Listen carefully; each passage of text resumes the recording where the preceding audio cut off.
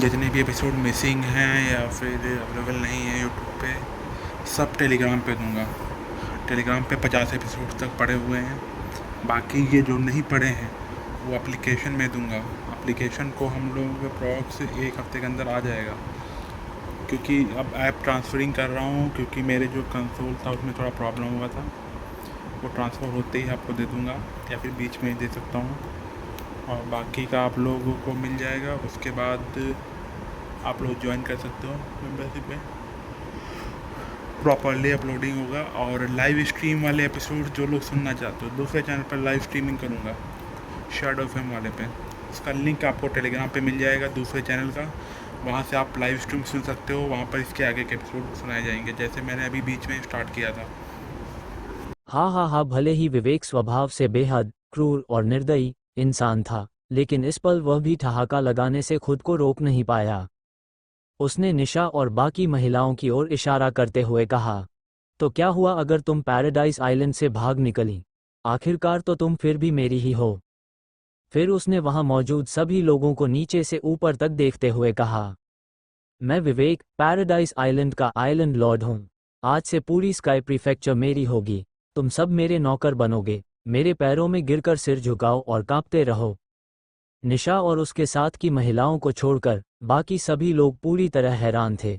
वे समझ ही नहीं पा रहे थे कि ये लोग अचानक कहाँ से आ गए। इतनी हिम्मत कैसे हुई?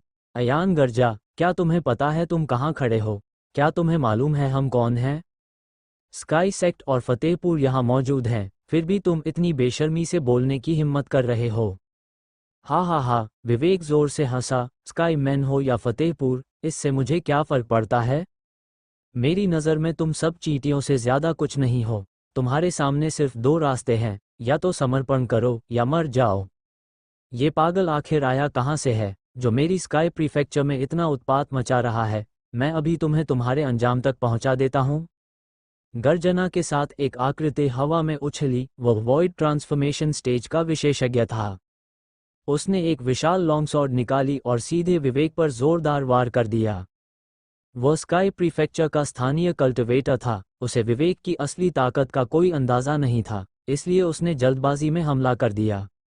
लेकिन उसकी तलवार की चमक आंखों के सामने पूरी तरह भी न आई थी कि उसका शरीर दो हिस्सों में कट चुका था और वह हवा से गिर पड़ा। एक मामूली चींटी भी आइलैंड लॉर्ड पर हाथ उठाने की हिम्मत करती है? शैडो की आवाज़ ठंडी और बेरहम थी। ये कहकर वह फिर से विवेक के पीछे जाकर खड़ा हो गया। उसकी नज़र में वॉइड ट्रांसफॉर्मेशन स्टेज का कल्टिवेटर सच में एक चींटी से ज्यादा कुछ नहीं था, जिस पर ध्यान देने लायक भी नहीं।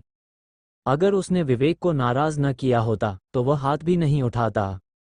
मौजूद लोग बुरी तरह चौंक गए। अब जाकर उन्हें एहसास हुआ कि सामने वाला कितनी भयानक ताकत रखता है। भीड़ में हलचल मच गई और कई लोगों के चेहरे डर से सफ़ेद पड़ गए। निशा का चेहरा और भी गंभीर हो गया। पैराडाइज आइलैंड से बच निकली फर्नेस कॉल्ड्रन्स अच्छी तरह जानती थीं कि यह आदमी कितना खतरनाक है। तुम पागल लोगों की हिम्मत कैसे हुई? यहाँ स्काई सेक्ट का अयान मौजूद है, फिर भी तुम उत्पात मचा रहे हो। अयान को इन सब बातों की असलियत का अंदाज़ा नहीं था। सबको घबराया देखकर उसने इसे अपनी धाक जमाने का बेहतरीन मौका समझा। अगर वह सामने खड़े इस आदमी को हरा दे तो न सिर्फ अलायंस लीडर बनना तय हो जाएगा, बल्कि निशा की नज़र में भी उसकी इज्जत बढ़ जाएगी। ये सोचकर वह हवा में कूदा और उसके हाथ में एक सुनहरी लॉन्गसॉर्ड प्रकट हो गई। आज मैं तुम्हें दिखाता हूँ कि असली पावरहाउस क्या होता है। ये कहते हुए उसने दहाड़ लगाई और तलवार से जोरदार वार किया। स्काई सेक्ट का कोर डिसाइपल और mid stage tribulation transcending expert होने के नाते उसकी ताकत सचमुच कम नहीं थी। इस वार में वर्ल्ड को चीर डालने वाली शक्ति थी। 10 फुट लंबी स्वॉर्ड बीम हवा को काटती हुई सीधे विवेक की ओर बढ़ी। कमाल है, स्काई सेक्ट का डिसाइपल हो, इसलिए ही ऐसा कर पा रहे हो। ये देखकर मौजूद लोग जोश से भर उठे, खासकर वे कल्टिवेटर्स जिन्होंने जिंदगी में कभी ट्रिब्यूलेशन ट्रांसेंडिंग स्टेज एक्सपर्ट को लड़ते नहीं देखा था। वे बेहद उत्साहित हो गए। विक ने कहा, जूनियर सिस्टर, देखा, हमारे होली सेक्ट के डिसाइपल्स उस लड़के से कहीं ज्यादा ताकतवर हैं। लेकिन निशा का चेहरा सख्त ही रहा। वह जानती थी कि विवेक कितना शक्तिशाली है। अयान उसका मुकाबला नहीं कर सकता। पैराडाइज आइलैंड पर इतने सालों तक राज करने वाला व्यक्ति सिर्फ ताकतवर ही नहीं बल्कि बेहद निर्दयी भी होता है। अब उनके लिए एकमात्र उम्मीद डॉक्टर आरव थी। अगर वह पैराडाइज आइलैंड से सुरक्षित निकल सकी है तो जरूर उसके पास विवेक को रोकने का कोई तरीका होगा। विक कुछ और कहने ही वाला था कि अचानक उसकी आंखों की पुतलियां सिकुड़ गईं, जैसे उसने कुछ बेहद डरावना देख लिया हो। अयान की तलवार को सामने आता देख विवेक बिल्कुल शांत रहा, बल्कि उसके चेहरे पर उपहास की झलक तक आ गई। जैसे ही स्वॉर्ड लाइट उसके सिर तक पहुंचने वाली थी, उसने अचानक अपना बायां हाथ बढ़ाया और तलवार की किरण को चकनाचूर कर दिया। जब स्वॉर्ड लाइट पूरी तरह बिखर गई, तब उसकी 2 उंगलियां पहले ही अयान के हाथ में मौजूद सुनहरी तलवार को कसकर थाम चुकी थीं। इस पल अयान की आंखें फटी की फटी रह गईं, उसका चेहरा दहशत से भर गया। उसने पूरी ताकत झोंक दी थी ताकि एक ही वार में सामने वाले को मारकर निशा को प्रभावित कर सके। लेकिन किसी ने सोचा भी नहीं था कि उसकी जिंदगी भर की साधना से निकला वार सामने वाला 2 उंगलियों से रोक लेगा। वह पागलों की तरह ट्रू एनर्जी चलाने लगा, तलवार छुड़ाने की कोशिश करता रहा, मगर तलवार जैसे जमीन में जड़ जमा चुकी हो, हिली तक नहीं। तुम तो एक चींटी से ज्यादा कुछ नहीं हो। ये कहते ही विवेक ने अपनी दाईं आस्तीन झटक दी। एक अदृश्य शक्ति लहर की तरह अयान के सीने पर जा लगी। धम! अयान गेंद की तरह पीछे उछला और जोर से खून उगल दिया। पूरा मैदान सन्न रह गया। लोग अभी भी उस भयानक तलवार प्रहार से उबर ही रहे थे। स्काई सेक्ट का कोर डिसाइपल भी अगर एक वार नहीं झेल सका, तो ऐसा इंसान अलायंस को होली ब्लड सेक्ट से कैसे बचाएगा? विक भी स्तब्ध था, लेकिन वॉइड रेल्म एक्सपर्ट होने के कारण उसने जल्दी खुद को संभाल लिया। उसका चेहरा गंभीर हो गया। अब उसे समझ आ गया था कि उसने विवेक को बहुत कम आंका था। जूनियर सिस्टर, ब्रदर शी, हम सब मिलकर हमला करेंगे। उसकी कल्टिवेशन अयान के बराबर थी। अगर अकेले में वह टिक नहीं पाया, तो अकेले जाना आत्महत्या ही होगी। अब इज्जत की परवाह छोड़नी पड़ेगी, साथ मिलकर लड़ना ही एकमात्र रास्ता है। महेंद्र और निशा ने भी यह समझ लिया। दोनों बाएं और दाएं से विवेक पर टूट पड़ीं। अयान ने खुद को संभाला, होठों से खून पोंछा, आंखों में क्रूर चमक लिए फिर से सुनहरी तलवार उठाई और आगे बढ़ा। चारों ने मिलकर हमला कर दिया। स्काई प्रीफेक्चर के इतिहास में ये पहली बार था कि 3 mid stage tribulation transcending experts एक साथ लड़े हों। भयानक आभा चारों ओर फैल गई। कमजोर कल्टिवेटर्स पीछे की ओर लड़खड़ाने लगे और रॉयल ट्रेनिंग ग्राउंड पर पड़े विशाल पत्थर तक चूर चूर हो गए। विवेक जोर से हंसा, मानो उसे जरा भी फर्क न पड़ता हो। चारों मिलकर भी क्या कर लोगे? ज्यादा से ज्यादा 4 चींटियां ही तो हो। वह पलक झपकते ही विक के सामने पहुंचा और एक ही हथेली से उसे उड़ा दिया। फिर लगातार 3 घूंसे मारे और बाकी तीनों भी खून उगलते हुए पीछे जा गिरे। ट्रिब्यूलेशन ट्रांसेंडिंग स्टेज में भले ही मिडिल और लेट स्टेज के बीच सिर्फ एक स्तर का अंतर हो, लेकिन ताकत का फासला किसी खाई से कम नहीं होता। और ऊपर से विवेक इस रेल्म में सैकड़ों सालों से रुका हुआ था। वह late stage tribulation transcending realm की चरम सीमा पर था। निशा और बाकी तीनों मिलकर भी उसके सामने टिक नहीं सके। विवेक हवा में खड़ा होकर नीचे सबको देखने लगा।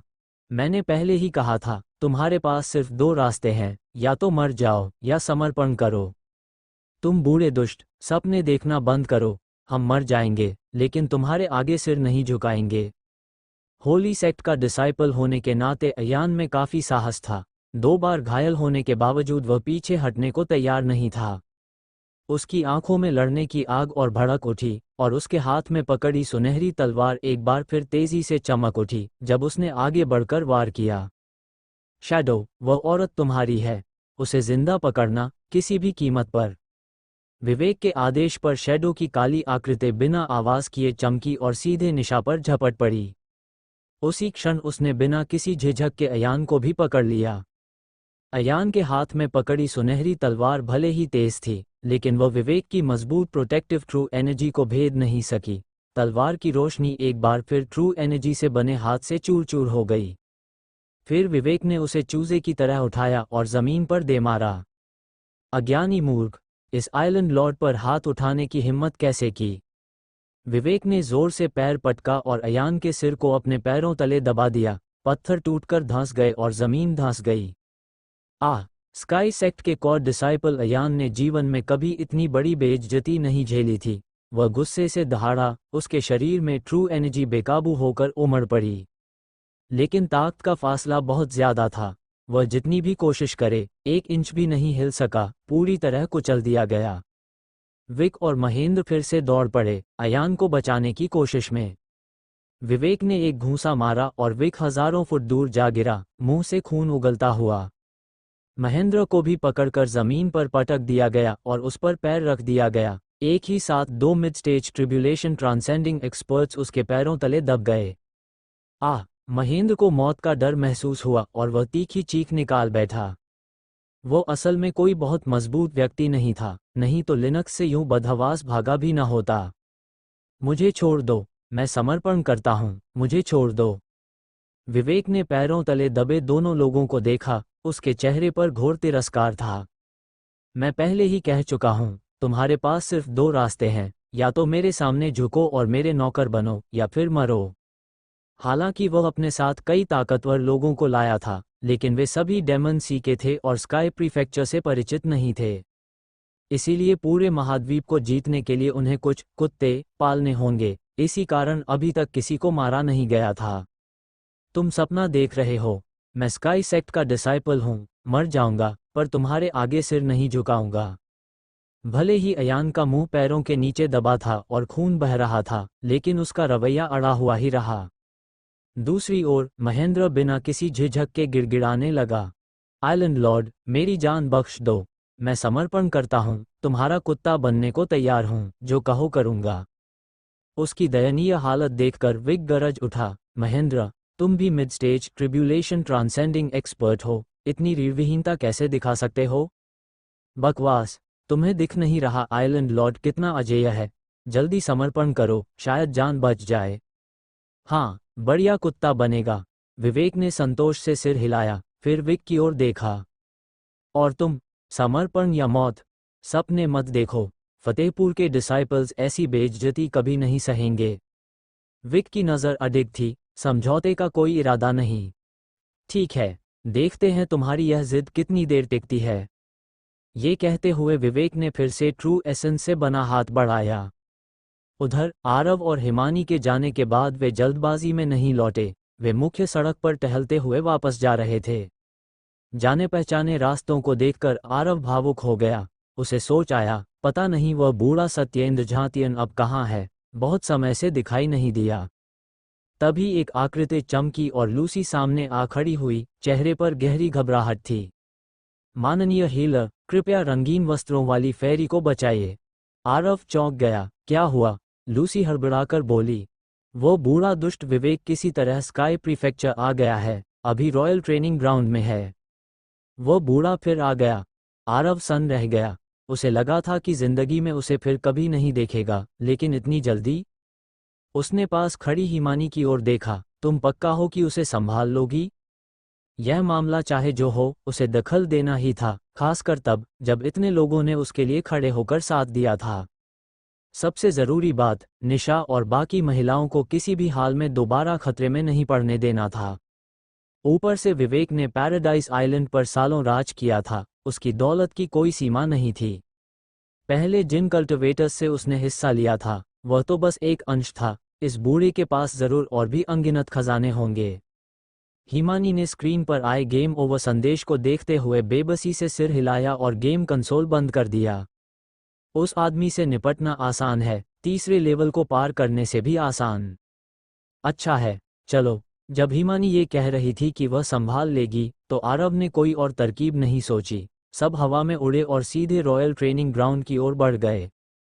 रॉयल ट्रेनिंग ग्राउंड में हेजल पैराडाइज आइलैंड के एक ट्रिब्यूलेशन ट्रांसेंडिंग स्टेज एक्सपर्ट से जूझ रही थी। भले ही दोनों अर्ली स्टेज में थे, लेकिन वह आदमी दशकों से उसी स्तर पर था, ताकत का फासला बहुत बड़ा था। हेजल पूरी तरह दब चुकी थी, जान पर बनाई थी, और शरीर पर 4-5 नई चोटें लग चुकी थीं।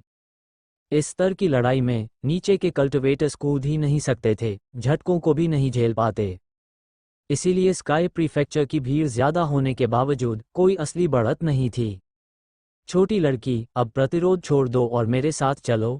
वो साधु उन्मादी हंसी हंसते हुए आगे बढ़ा और उसे पकड़ने बढ़ा। हेजल कोने में फंस चुकी थी, ट्रू एनर्जी लगभग खत्म थी, बचाव असंभव। उसी पल एक तेज तलवार किरण आसमान चीरती हुई आई, दोनों को समझ भी नहीं आया और उस कल्टिवेटर का सिर हवा में उड़ चुका था। यह वार आरुषि ने किया था। आरव के निर्देश पर वह पहुंचते ही हेजल को बचाने आ गई। मिस, मदद के लिए धन्यवाद। हेजल ने राहत की सांस ली और आभार जताया। उधर निशा भी शैडो कमांडर के हाथों दब रही थी। आमतौर पर होली सेक्ट के डिसाइपल्स उन्नत तकनीकें साधते हैं, जिससे मिड स्टेज ट्रिब्यूलेशन ट्रांसेंडिंग में उन्हें बढ़त मिलती है। लेकिन शैडो कमांडर सालों से विवेक के साथ रहा था, बेहद समृद्ध संसाधन और मैनुअल्स उसे मिले थे। उसकी cultivation mid stage tribulation transcending की चरम सीमा पर थी। सैकड़ों सालों का पुराना राक्षस, उसकी ताकत कहीं ज्यादा थी। अगर विवेक ने उसे जिंदा पकड़ने का आदेश न दिया होता तो निशा अब तक मारी जा चुकी होती। शैडो कमांडर ने लगातार 3 तलवारें चलाईं। निशा ने किसी तरह रोका, लेकिन झटकों से उसकी तलवार हवा में उछल गई और हाथ से छूटने ही वाली थी, वह पूरी तरह खुली पड़ गई। खत्म हुआ। शैडो कमांडर भूत की तरह सामने आया और उसकी वागाई एक्य पॉइंट पर उंगली तान दी, उसे सील करने के लिए। निशा बचना चाहती थी, लेकिन इस पल पुरानी ताकत खत्म हो चुकी थी और नई पैदा नहीं हुई थी। वह सबसे कमजोर स्थिति में थी। जैसे जैसे उंगली करीब आई, एक सुनहरी रोशनी चमकी, ड्रैगन ब्लेड बिजली की तरह उसके गले की ओर लपका। आरव के अचानक आने से शैडो कमांडर चौंका, मगर उसने तुरंत बचाव किया। उसी पल उसके सी ऑफ कॉन्शियसनेस में भयानक दर्द उठा, मानो सिर फट जाएगा। आरव की मेंटल स्ट्रेंथ अब लेट स्टेज ट्रिब्यूलेशन ट्रांसेंडिंग स्तर की थी। वह कैसे टिक पाता? डिवाइन सेंस ब्लेड ने एक वार में उसका सी ऑफ कॉन्शियसनेस चीर दिया और अगले ही पल ड्रैगन ब्लेड ने उसका सिर उड़ा दिया। फिर सुनहरी रोशनी दोबारा चमकी, उसका सिर और आत्मा पूरी तरह चकनाचूर हो गए। आरव और आरुषि के पहुंचते ही पूरे युद्ध प्लेस की स्थिति पलट गई। स्काई प्रीफेक्चर में जो दर्जन भर ट्रिब्यूलेशन ट्रांसेंडिंग के शुरुआती स्तर के लोग सिर तक नहीं उठा पा रहे थे, वे इमॉर्टल फिजिशियन के आते ही जैसे खून चढ़ गया हो, अचानक जोश से भर उठे। शैडो कमांडर और एक ट्रिब्यूलेशन ट्रांसेंडिंग एक्सपर्ट के मारे जाने से पैराडाइज आइलैंड की ताकत बुरी तरह घट गई और उनका रुख तुरंत आक्रामक से डिफेंसिव हो गया। शैडो कमांडर की मौत देखकर विवेक गुस्से से भर उठा, लेकिन जैसे ही उसकी नज़र आरव पर पड़ी, उसके दिल में खुशी की लहर दौड़ गई। इस बार वो इस लड़के को किसी भी कीमत पर भागने नहीं देगा। लड़के, मुझे उम्मीद नहीं थी कि तुम यहाँ भी मिलोगे। इस बार देखता हूँ कैसे भागते हो। मुझे नहीं लगता कि तुम्हारे पास 2 वॉइड स्टोन्स होंगी। आरव ने ठंडे स्वर में कहा, डेमन सी में रहकर अपना छोटा सा किंगडम चलाना बेहतर नहीं था? यहाँ मरने क्यों चले आए? कितना घमंडी बच्चा है। विवेक ने पैरों तले दबे महेंद्र और अयान की ओर इशारा किया। तुरंत समर्पण करो, नहीं तो मैं इन दोनों को अभी कुचलकर मार दूंगा। किसी वजह से उसके मन में अनजानी आशंका थी, इसलिए उसने सीधे हमला करने के बजाय बंधकों से दबाव बनाना चाहा। हा, ये तो बहुत मज़ेदार है। आरव जोर जोर से हंस पड़ा, इतना कि सांस तक ठीक से नहीं ले पा रहा था, मानो उसने जिंदगी का सबसे बड़ा मजाक सुन लिया हो। विवेक का चेहरा स्याह पड़ गया। लड़के, क्या तुम समझते हो कि मैं मजाक कर रहा हूं? ये कहते हुए उसने पैर और जोर से दबाया और दोनों के मुंह के कोनों से खून रिसने लगा। अयान वाकई सख्त था। सिर में असहनीय दर्द होने के बावजूद उसने एक आवाज तक नहीं निकाली। आरव के सामने उसकी यह हालत उसे बेहद बेरहम लग रही थी, इसलिए उसने आंखें बंद कर लीं, यहाँ तक कि दिल ही दिल में चाहा कि सामने वाला उसे कुचलकर मार ही दे। दूसरी ओर महेंद्र तुरंत टूट गया और रोते गिड़गिड़ाते बोला, मालिक, मुझे छोड़ दो। मैं पहले ही समर्पण कर चुका हूँ, अब मैं तुम्हारा कुत्ता हूँ। कुछ लोग जितना ज्यादा जीते हैं, उतने ही मौत से डरते हैं। एक mid stage tribulation transcending expert होते हुए भी उसमें जरा सी भी गरिमा नहीं थी। आरव पूरे तमाशे को दिलचस्पी से देख रहा था। बूढ़े, क्या डेमन सी में ज्यादा समय बिताकर दिमाग खराब हो गया है? इन दोनों को दिखाकर मुझे ब्लैकमेल कर रहा है? अब मैं तुम्हें इनका रिश्ता बता देता हूँ। तुम्हारे बाएं पैर के नीचे जो है, उसके जूनियर ब्रदर को मेरे लोगों ने अपाहिज बना दिया था और कल मैंने खुद इसे भी पीटा था। आज यह मुझसे बदला लेने बैठा था और हाल ही में मेरी अलायंस लीडर बनने की योजना भी इसी ने बिगाड़ी। ऐसे आदमी से मुझे ब्लैकमेल करने का सोच रहे हो? ये विवेक का भाव बदल गया। उसे लगा था कि ये लोग निशा की तरह आरव के अपने होंगे, लेकिन असलियत कुछ और ही निकली। और तुम्हारे दाएं पैर के नीचे जो है, वह स्काई सेक्ट का कोर डिसाइपल है। निशा की वजह से यह हमेशा मुझसे जलता रहा है। सीधे शब्दों में कहें तो मेरा लव राइवल है। ऐसे लोग मुझे हमेशा परेशान करते रहते हैं, लेकिन स्काई सेक्ट की वजह से मैं इसे मार भी नहीं सकता। अगर तुम इसे मेरे लिए मार दो तो मैं सच में तुम्हारा शुक्रगुजार रहूंगा। चलो मार दो इन्हें। इन दोनों को मार दोगे तो मैं तुम्हें ढंग से धन्यवाद दूंगा। विवेक कुछ पल के लिए उलझ गया। उसे इन दोनों की जान की कोई परवाह नहीं थी, लेकिन वह यूं ही किसी और का दुश्मन और लव राइवल खत्म करके उसकी मदद भी नहीं करना चाहता था। इसी हिचकिचाहट के बीच अचानक उसके पीछे एक छोटी सी सफ़ेद मुट्ठी उभरी और उसकी पीठ पर जोर से पड़ी। पुफ! एक ही झटके में खून का फव्वारा फूट पड़ा। अगर कोई और होता तो शायद विवेक की प्रोटेक्टिव ट्रू एनर्जी भी न तोड़ पाता, लेकिन हिमानी की इस एक मौके ने उसे खून उगलने पर मजबूर कर दिया और वह 100-200 फुट दूर उड़ गया। विवेक हैरान भी था और गुस्से में भी। उसने कभी सोचा नहीं था कि यहाँ इतना ताकतवर एक्सपर्ट छिपा होगा, और वह भी पीछे से स्नीक अटैक करेगा। उसे यह नहीं पता था कि हिमानी के लिए अच्छाई बुराई मान-अपमान जैसे विचार मायने ही नहीं रखते। उसके लिए बस आरव की भावना सबसे अहम थी। आरव जो कहे वह बिना सोचे वही करेगी। एहतियात के तौर पर आरव ने उसे छिपकर स्नीक अटैक करने को कहा था। छोटी सी लड़की ने इसे चरम तक पहुंचा दिया। इस हमले ने लगभग विवेक की आधी जान ले ली। और इससे भी बुरा ये कि उसने जरा सी भी रियायत नहीं बरती। विवेक मुड़ भी नहीं पाया था कि वह फिर उस पर टूट पड़ी और सिर पर एक और जोरदार वार कर दिया। बेचारा विवेक ये भी नहीं देख पाया कि दुश्मन कौन है। सिर में तेज गूंज हुई और वह पूरी तरह चकरा गया। वह बौखला उठा और ट्रू एनर्जी घुमाकर पलटवार की कोशिश की, लेकिन तभी एक और मुक्का उसके डैंशन पर पड़ा। यह वार वर्ल्ड तबाह करने वाली ताकत लिए था। उसकी प्रोटेक्टिव ट्रू ची टूट गई और अभी अभी जुटाई ट्रू एसेंस धूल में बदल गई। ओह, हजारों साल जी चुका ये बूढ़ा दैत्य कभी इतना बेबस महसूस नहीं कर पाया था। दुश्मन को देखे बिना ही इस हालत तक पीट दिया जाना, और ऊपर से पलटवार का कोई मौका न मिलना, सबसे बेरहम था। उसे महसूस हुआ कि सामने वाला सिर्फ लेट स्टेज ट्रिब्यूलेशन ट्रांसेंडिंग में है। अगर वह पूरी ताकत से लड़े तो शायद टक्कर दे सके, हार भी जाए तो भागने का मौका मिल सकता है। लेकिन स्नीक अटैक में लगी चोटों ने उसकी पहल पूरी तरह छीन ली थी। हिमानी लगातार घूंसे बरसाती रही, हर वार माउंटेन जितना भारी। बिना रुके उसे सांस लेने तक का मौका नहीं मिला। आसपास मौजूद सभी लोग आसमान की ओर आंखें फाड़े ये दृश्य देख रहे थे, पूरी तरह स्तब्ध। यह क्या हो रहा है? सबने अपनी आंखों से विवेक की ताकत देखी थी।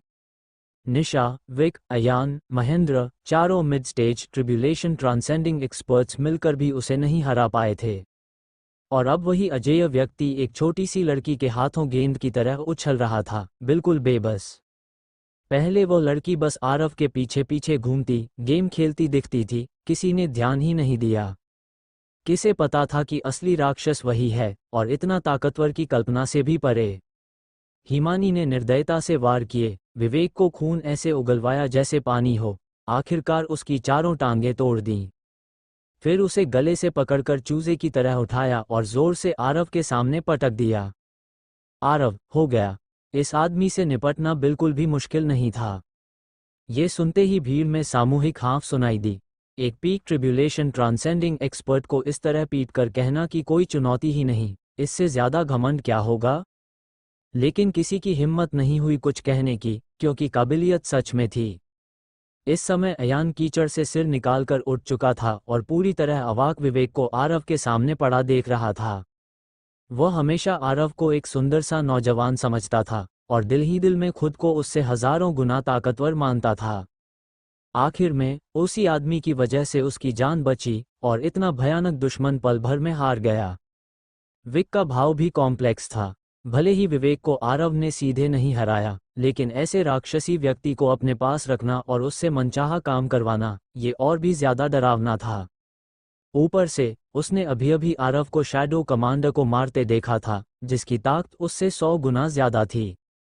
आरव ने आसपास के लोगों की प्रतिक्रियाओं को पूरी तरह नजरअंदाज किया और अपने पैरों के नीचे पड़े विवेक की ओर देखा। बूढ़े, जैसा करोगे वैसा भरोगे। डेमन सी में जब तुम मेरा पीछा कर रहे थे तब कभी सोचा था कि आज ऐसा दिन भी आएगा? विवेक ने बड़ी मुश्किल से सिर उठाया, आरव को देखा, फिर बगल में खड़ी हिमानी पर नजर डाली। वो तुम थी। उसे कभी उम्मीद नहीं थी कि जिसने उसे इस हाल में पीट दिया वह एक छोटी सी लड़की होगी। गुस्से और सदमे में उसका शरीर कांप उठा और उसने फिर एक कौर खून उगल दिया। कैसा लगा? हैरानी हो रही है ना? डेमन सी में ही मुझे हिमानी से तुम्हारी अच्छी पिटाई करवा देनी चाहिए थी, अफसोस मौका चूक गया। ये कहते हुए आरव ने हाथ बढ़ाकर विवेक की उंगली से उसका स्टोरेज रिंग उतार लिया। तू अभी इसे नीचे रख दे। विवेक रोकना चाहता था, लेकिन वह आधा मरा पड़ा था, उसके पास जरा भी ताकत नहीं थी। जैसे ही उसने हाथ हिलाया, हिमानी ने जोर से उसका पैर कुचल दिया। आरव ने स्टोरेज रिंग लिया, डिवाइन सेंस से जांच की और उसकी आंखों में खुशी चमक उठी। इस बूढ़े के पास सच में ढेर सारा माल था। रिंग के अंदर बड़े छोटे अनगिनत खजाने और बेहिसाब स्पिरिट स्टोन्स भरे पड़े थे।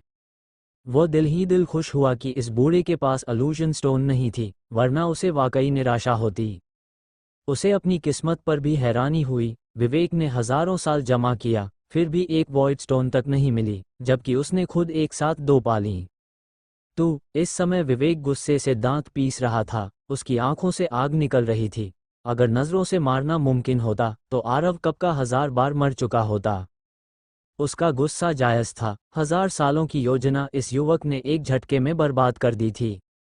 तैयारी पूरी करके जब वह स्काई प्रीफेक्चर पहुंचा था तो उसे लगा था कि अब पूरे महाद्वीप का शासक बनेगा, लेकिन यहां आते ही वह उल्टा पैरों तले कुचल दिया गया।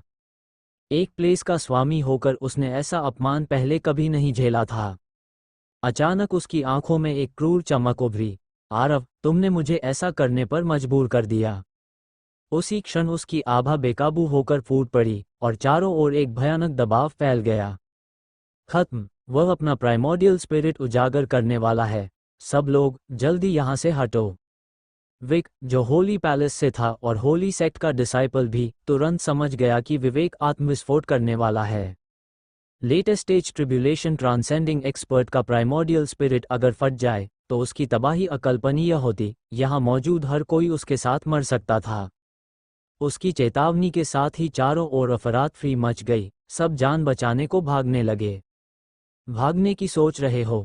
बहुत देर हो चुकी है। मरो, तुम सब मरो, हा हा हा हा। विवेक की आंखों में पागलपन था। वह जोर से हंसा, लेकिन अगले ही पल उसकी हंसी अचानक रुक गई। एक स्लिवर की सुई उसके भौंहों के बीच और निचले डांशन में गड़ी हुई थी। उसकी उफनती आभा ऐसे बैठ गई जैसे किसी ने फूले गुब्बारे में सुई चुभो दी हो। ये नामुमकिन है। विवेक अविश्वास और गुस्से में गरजा, लेकिन उसकी आवाज अब कमजोर और भरी हुई थी। आरव ने ठंडे स्वर में कहा, कुछ भी नामुमकिन नहीं होता। मैं इमॉर्टल फिजिशियन हूँ। मेरी इजाजत के बिना तुम्हें खुद को उड़ाने का हक तक नहीं है। आसपास खड़े लोग पूरी तरह स्तब्ध थे। उन्होंने कभी नहीं सुना था कि कोई व्यक्ति किसी का प्राइमोर्डियल स्पिरिट सेल्फ डिस्ट्रक्शन तक रोक सकता हो।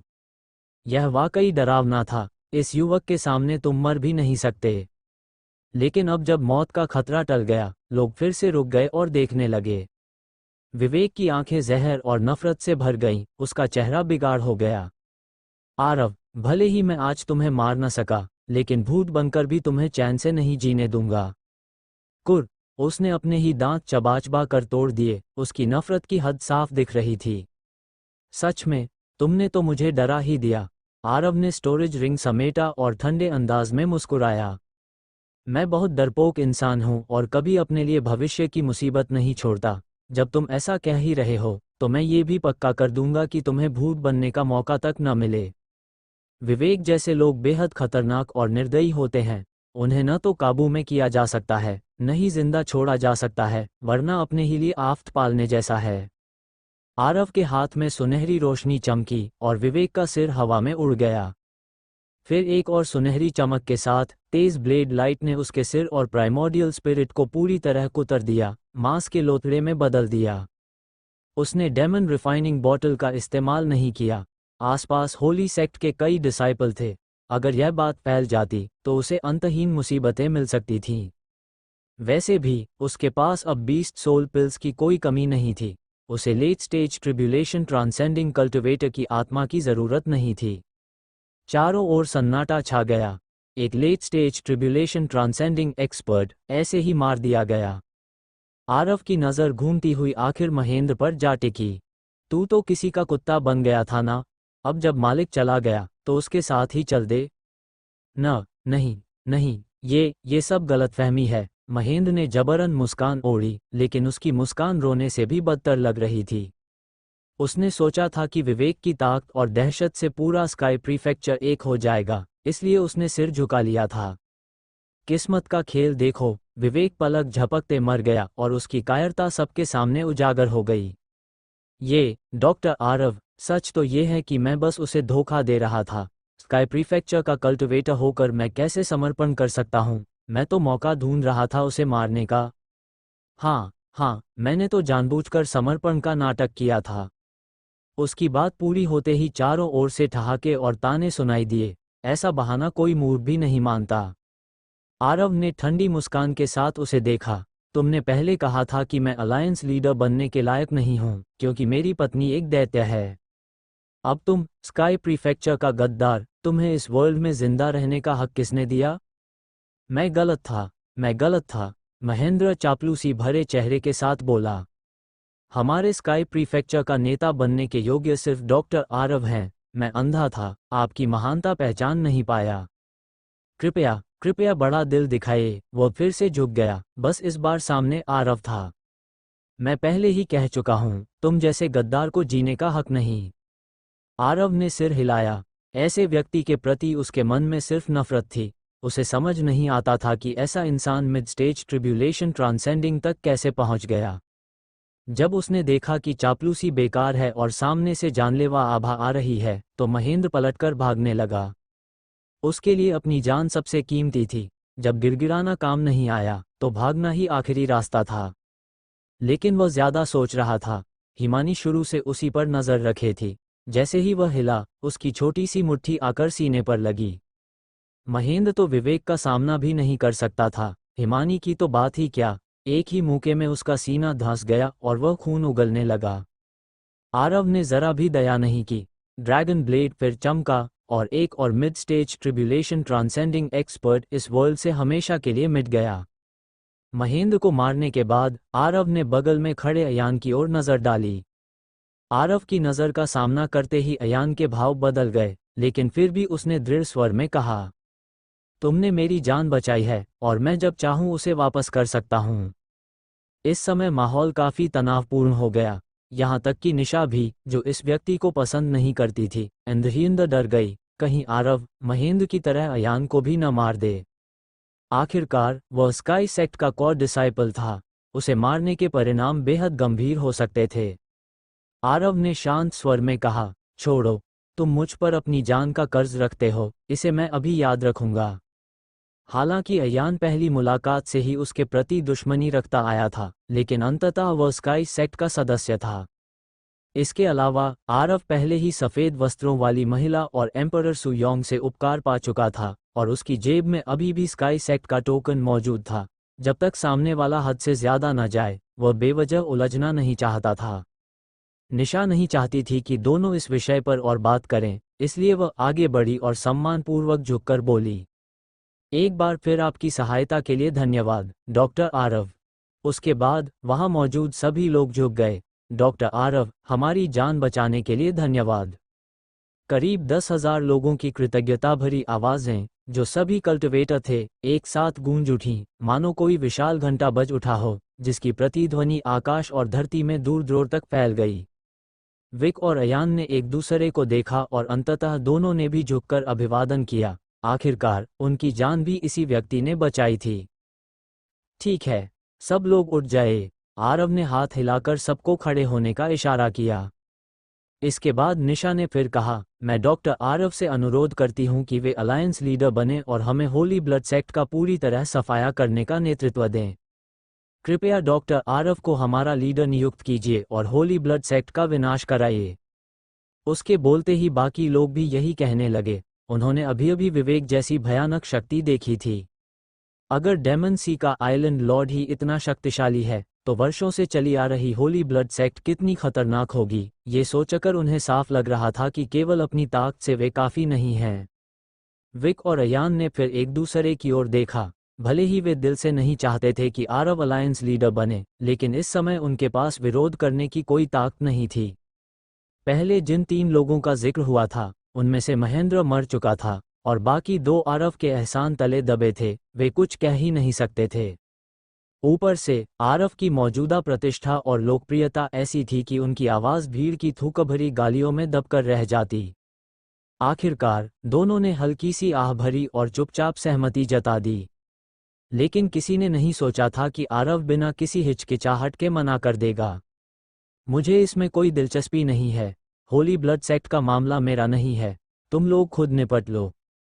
उसने विवेक से इसलिए निपटा था क्योंकि मामला उससे जुड़ा था और निशा व बाकी लोगों के कारण भी।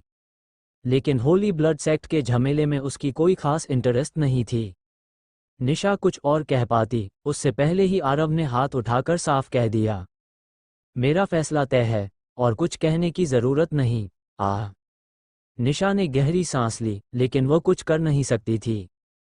बाकी लोगों का भी यही हाल था, सबके मन में निराशा थी। उसी समय दूर से एक तीखी चीख सुनाई दी, पति। सभी के चेहरे बदल गए। ऊपर देखकर उन्होंने देखा कि एक आकृति तेजी से उनकी ओर आ रही थी। वो लिनक्स थी। उस समय उसके बाल बिखरे हुए थे, चेहरा घबराहट से भरा था और आंखों से आंसू बह रहे थे। उसे इस हाल में देखकर आरव का दिल बैठ गया। वो तुरंत आगे बढ़ा। क्या हुआ? क्या हुआ है? बेटी, हमारी बेटी खो गई है, हमारी बेटी खो गई है। पूर्व कोशा होने के बावजूद लिनक्स आमतौर पर बहुत संयमी रहती थी, लेकिन इस समय वह डरी हुई खरगोश जैसी लग रही थी, पूरी तरह घबराई हुई। बेटी की बात सुनते ही आरव का चेहरा बदल गया। वो पल भर में उसके सामने पहुंच गया। घबराओ मत, पहले बताओ, हुआ क्या? जब लिनक्स थोड़ी शांत हुई तो उसने कहा, ऐसा हुआ कि लोली अभी अभी जागी थी। मैं उसके कपड़े धोने गई थी, तभी अचानक एक काले कपड़ों वाला आदमी आया और उसे उठा ले गया। वह बहुत तेज था। जब तक मैंने पीछा किया, वह बिना कोई निशान छोड़े गायब हो चुका था। ये कहते कहते लिनक्स फिर रो पड़ी, यह मेरी गलती है, मैं लोली का ठीक से ख्याल नहीं रख पाई। तुम्हें हमारी बेटी को जरूर बचाना होगा, वह अभी बहुत छोटी है। चिंता मत करो, मैं अभी उपाय करता हूँ। इतना कहकर आरव ने उंगली झटकी और खून की एक बूंद हवा में तैर गई। उसने ब्लड गाइडिंग टेक्निक का प्रयोग किया। हिमानी और आरुषि तुरंत तैयार हो गईं। जैसे ही स्थान का पता चले, वे तुरंत जाकर उस व्यक्ति को पकड़ लेंगी। दोनों के शरीर से तेज हत्याभाव झलक रहा था। जिसने अरुणा को हाथ लगाया था, उसे वे किसी भी कीमत पर नहीं छोड़ने वाली थीं। तकनीक की मदद से वह रक्तबिंदु रक्तधुंध में बदल गया, लेकिन काफी देर घूमने के बाद भी किसी दिशा की ओर संकेत नहीं कर पाया। आरव का चेहरा गंभीर हो गया। उसकी ब्लड गाइडिंग टेक्निक की शक्ति के अनुसार अगर लोली 100 मील के भीतर होती तो वह तुरंत उसका स्थान बता देती। अब असफल होने के केवल 2 कारण हो सकते थे, या तो सामने वाला सैकड़ों मील दूर निकल चुका था, या उसके पास ऐसी चीज थी जो ब्लड गाइडिंग टेक्निक को रोक सकती थी। इसके बाद उसने अपना डिवाइन सेंस फैलाया। उसकी मौजूदा शक्ति हजारों मील तक फैल सकती थी, फिर भी लोली का कोई निशान नहीं मिला। स्पष्ट था कि सामने वाला पूरी तैयारी से आया था, बच्ची को उठाकर तुरंत भाग गया था, या उसके पास डिवाइन सेंस से बचने वाला कोई खजाना था। लिनक्स की तुलना में आरव काफी शांत था। वह जानता था कि इस समय घबराने से कुछ हासिल नहीं होगा। खोज समाप्त होने के बाद उसने पूछा, शांत होकर याद करो, वह व्यक्ति कैसा था? क्या उसने कोई सुराग छोड़ा? आरुषि ने भी दिलासा दिया, हाँ सिस्टर लिनक्स, घबराने से कुछ नहीं होगा, पहले कोई रास्ता सोचते हैं। लिनक्स ने धीरे धीरे रोना बंद किया और एक कागज निकाला। वह आदमी पूरी तरह काले कपड़ों में था, चेहरा नहीं दिखा, लेकिन जाते जाते ये पर्ची छोड़ गया। आरव ने पर्ची ली और सबने झुक कर देखा। उस पर लिखा था, अगर अपनी बच्ची वापस चाहते हो तो ब्लड रिवर आओ। नीचे 3 बड़े अक्षरों में सिग्नेचर थे, होली ब्लड सेक्ट। हरामजादे। आरव के भीतर से प्रचंड हत्याभाव फूट पड़ा। वो उन्हें नजरअंदाज करने वाला था, लेकिन उसने नहीं सोचा था कि ये लोग सीधे उसी पर निशाना साधेंगे। निशा आगे आई और बोली, डॉक्टर आरव, चिंता मत कीजिए, हम जरूर होली ब्लड सेक्ट को नष्ट करेंगे और आपकी बेटी को ढूंढ निकालेंगे। लूसी ने भी कहा, चूंकि वे डॉक्टर आरव को धमका रहे हैं, बच्ची तब तक सुरक्षित रहेगी जब तक उनका मकसद पूरा नहीं होता। जैसे ही हम होली ब्लड सेक्ट का सफाया करेंगे, बच्ची को बचा लेंगे। ऐसी स्थिति में मैं अलायंस लीडर बनने के लिए तैयार हूँ। आरव ने स्वयं को शांत किया। वो अनगिनत संकटों से गुजरा था और जानता था कि अभी विवेक जरूरी है। अगर बात सिर्फ उसकी होती तो वह कभी अलायंस नहीं बनाता। जीत सकता तो लड़ता, नहीं तो भाग निकलता। लेकिन अब हालात अलग थे। उसकी बेटी उनके हाथ में थी। वह हार नहीं सकता था, उसे पूरी तरह जीतना था। इस स्थिति में जितनी ज्यादा ताकत और जितने ज्यादा विशेषज्ञ होंगे, उतना बेहतर। इसीलिए उसने अलायंस लीडर बनने की सहमति दे दी। भीड़ में तुरंत खुशी की लहर दौड़ गई। डॉक्टर आरव के शामिल होते ही सबको असीम आत्मविश्वास महसूस हुआ। लेकिन जहां कुछ लोग खुश थे, वहीं कुछ लोग नाखुश भी थे। अगर ऐसा है तो मैं विदा लेता हूं, यह आवाज अयान की थी। निशा के कारण वह स्वाभाविक रूप से आरव के अधीन काम नहीं करना चाहता था, इसलिए वो मुड़कर जाने लगा। आरव ने उसकी ओर देखा और कहा, रुको जरा, क्या मैंने कहा था कि तुम जा सकते हो? अयान रुक गया और मुड़कर बोला, तुमने मेरी जान बचाई है और जब चाहो उसे वापस ले सकते हो, लेकिन मुझसे अपने आदेश मनवाने का सपना मत देखना। सामान्य परिस्थितियों में आरव उसे अनदेखा कर देता और बहस में नहीं पड़ता। लेकिन अब उसकी बेटी की जिंदगी दांव पर लगी थी। वह जरा सी भी लापरवाही नहीं कर सकता था। आखिरकार जितने ज्यादा लोग होंगे, उतनी ज्यादा ताकत होगी, और ताकत ही उम्मीद है। तुम्हें मेरे आदेश मानने ही होंगे। मजाक, अयान ने घमंड से कहा। मेरी स्काई सेक्ट में रीढ़विहीन कायर नहीं होते। एक विद्वान मारा जा सकता है, अपमानित नहीं। तुम जब चाहो मेरा सिर ले लो, लेकिन मुझसे आदेश मनवाने का सपना देखना छोड़ दो। वह वाक्य आधा ही रह गया। अचानक वह जमसा गया, आंखें फटी की फटी रह गईं।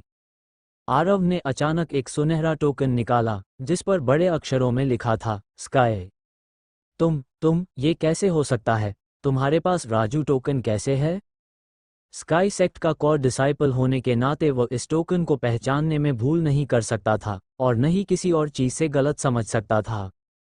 वो समझ ही नहीं पा रहा था कि यह टोकन सामने वाले के हाथ में कैसे पहुंचा। इतने सवालों का क्या फायदा, बस बताओ, अब आदेश मानोगे या नहीं? आरव ने टोकन हाथ में थामे रखा। उसे कोई सफाई देने में दिलचस्पी नहीं थी। अयान भीतर से बेहद अनिच्छुक था, लेकिन एक सेक्ट डिसाइपल के रूप में वह स्काई टोकन का विरोध नहीं कर सकता था, जब तक कि वह स्काई सेक्ट से गद्दारी न करना चाहे। डिसाइपल अयान राजू डिक्री का पालन करने को तैयार है। उसके शब्द साफ थे, वह राजू के आदेश मान रहा था, आरव के नहीं। आरव ने इन बारीकियों की परवाह नहीं की, जब तक सामने वाला उसकी व्यवस्था माने, काफी था। उसने टोकन रख दिया और सब पर नजर दौड़ाई। जिन्हें मैंने बुलाया है वे रुकें, बाकी सब चले जाएं। उच्च स्तरीय कल्टिवेटर्स की लड़ाई में निचले स्तर वाले केवल कैनन फॉडर होते हैं, पूरी तरह बेकार। ये बात अभी अभी की लड़ाई में साफ दिख चुकी थी। यहाँ तक कि महायाना स्टेज वाले भी दखल देने के काबिल नहीं थे, तो वॉइड रेल्म से नीचे वालों की तो बात ही क्या। होली ब्लड सेक्ट की ताकत पैराडाइज आइलैंड से भी ज्यादा हो सकती थी। ज्यादा लोग भेजने से फायदा नहीं, असली चीज है पर्याप्त कल्टिवेशन। आरव ने पहले सभी 12 early stage tribulation transcending cultivators को रोका, फिर महायाना पीक के 30 और चुने। ठीक है, बाकी सब लौट जाओ और अपनी कल्टिवेशन में लग जाओ। कुछ लोगों ने आह भरी, लेकिन कुछ कहा नहीं।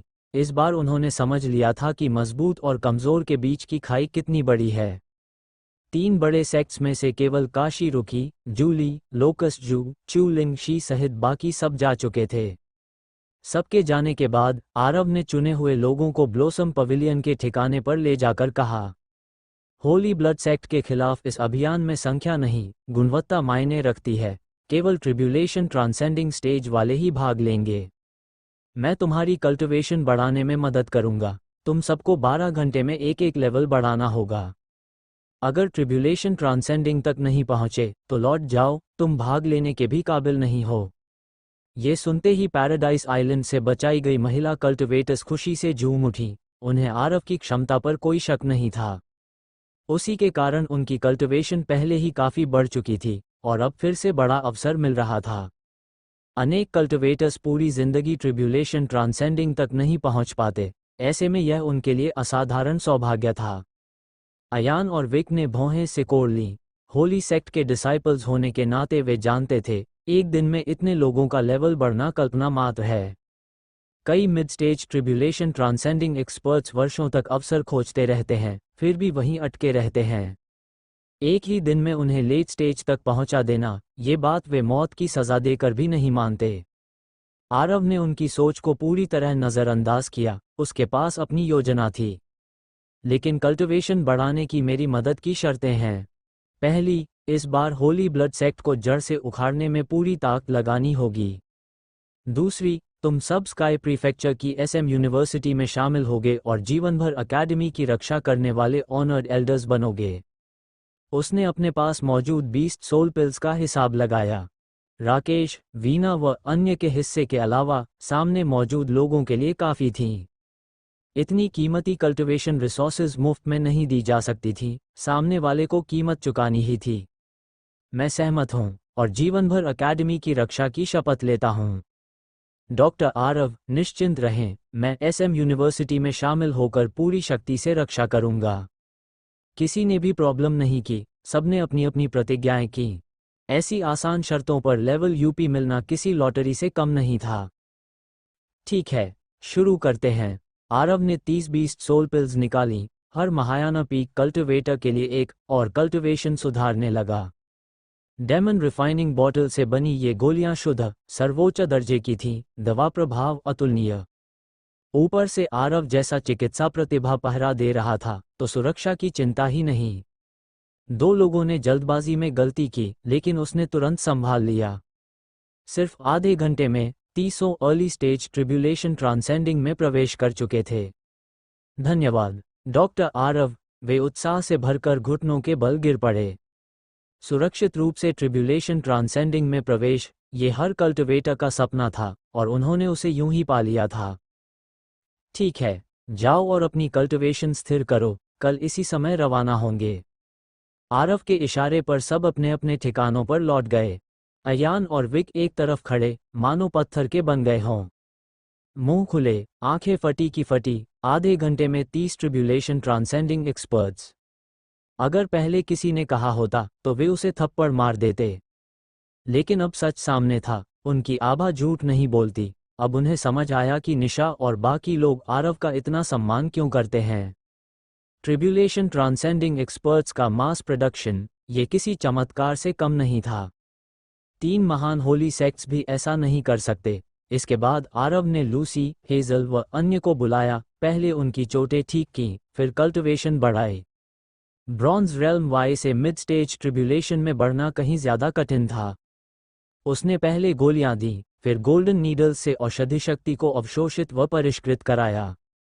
1 और आधे घंटे बाद लूसी व अन्य की आभाएं एक एक कर उछलने लगीं।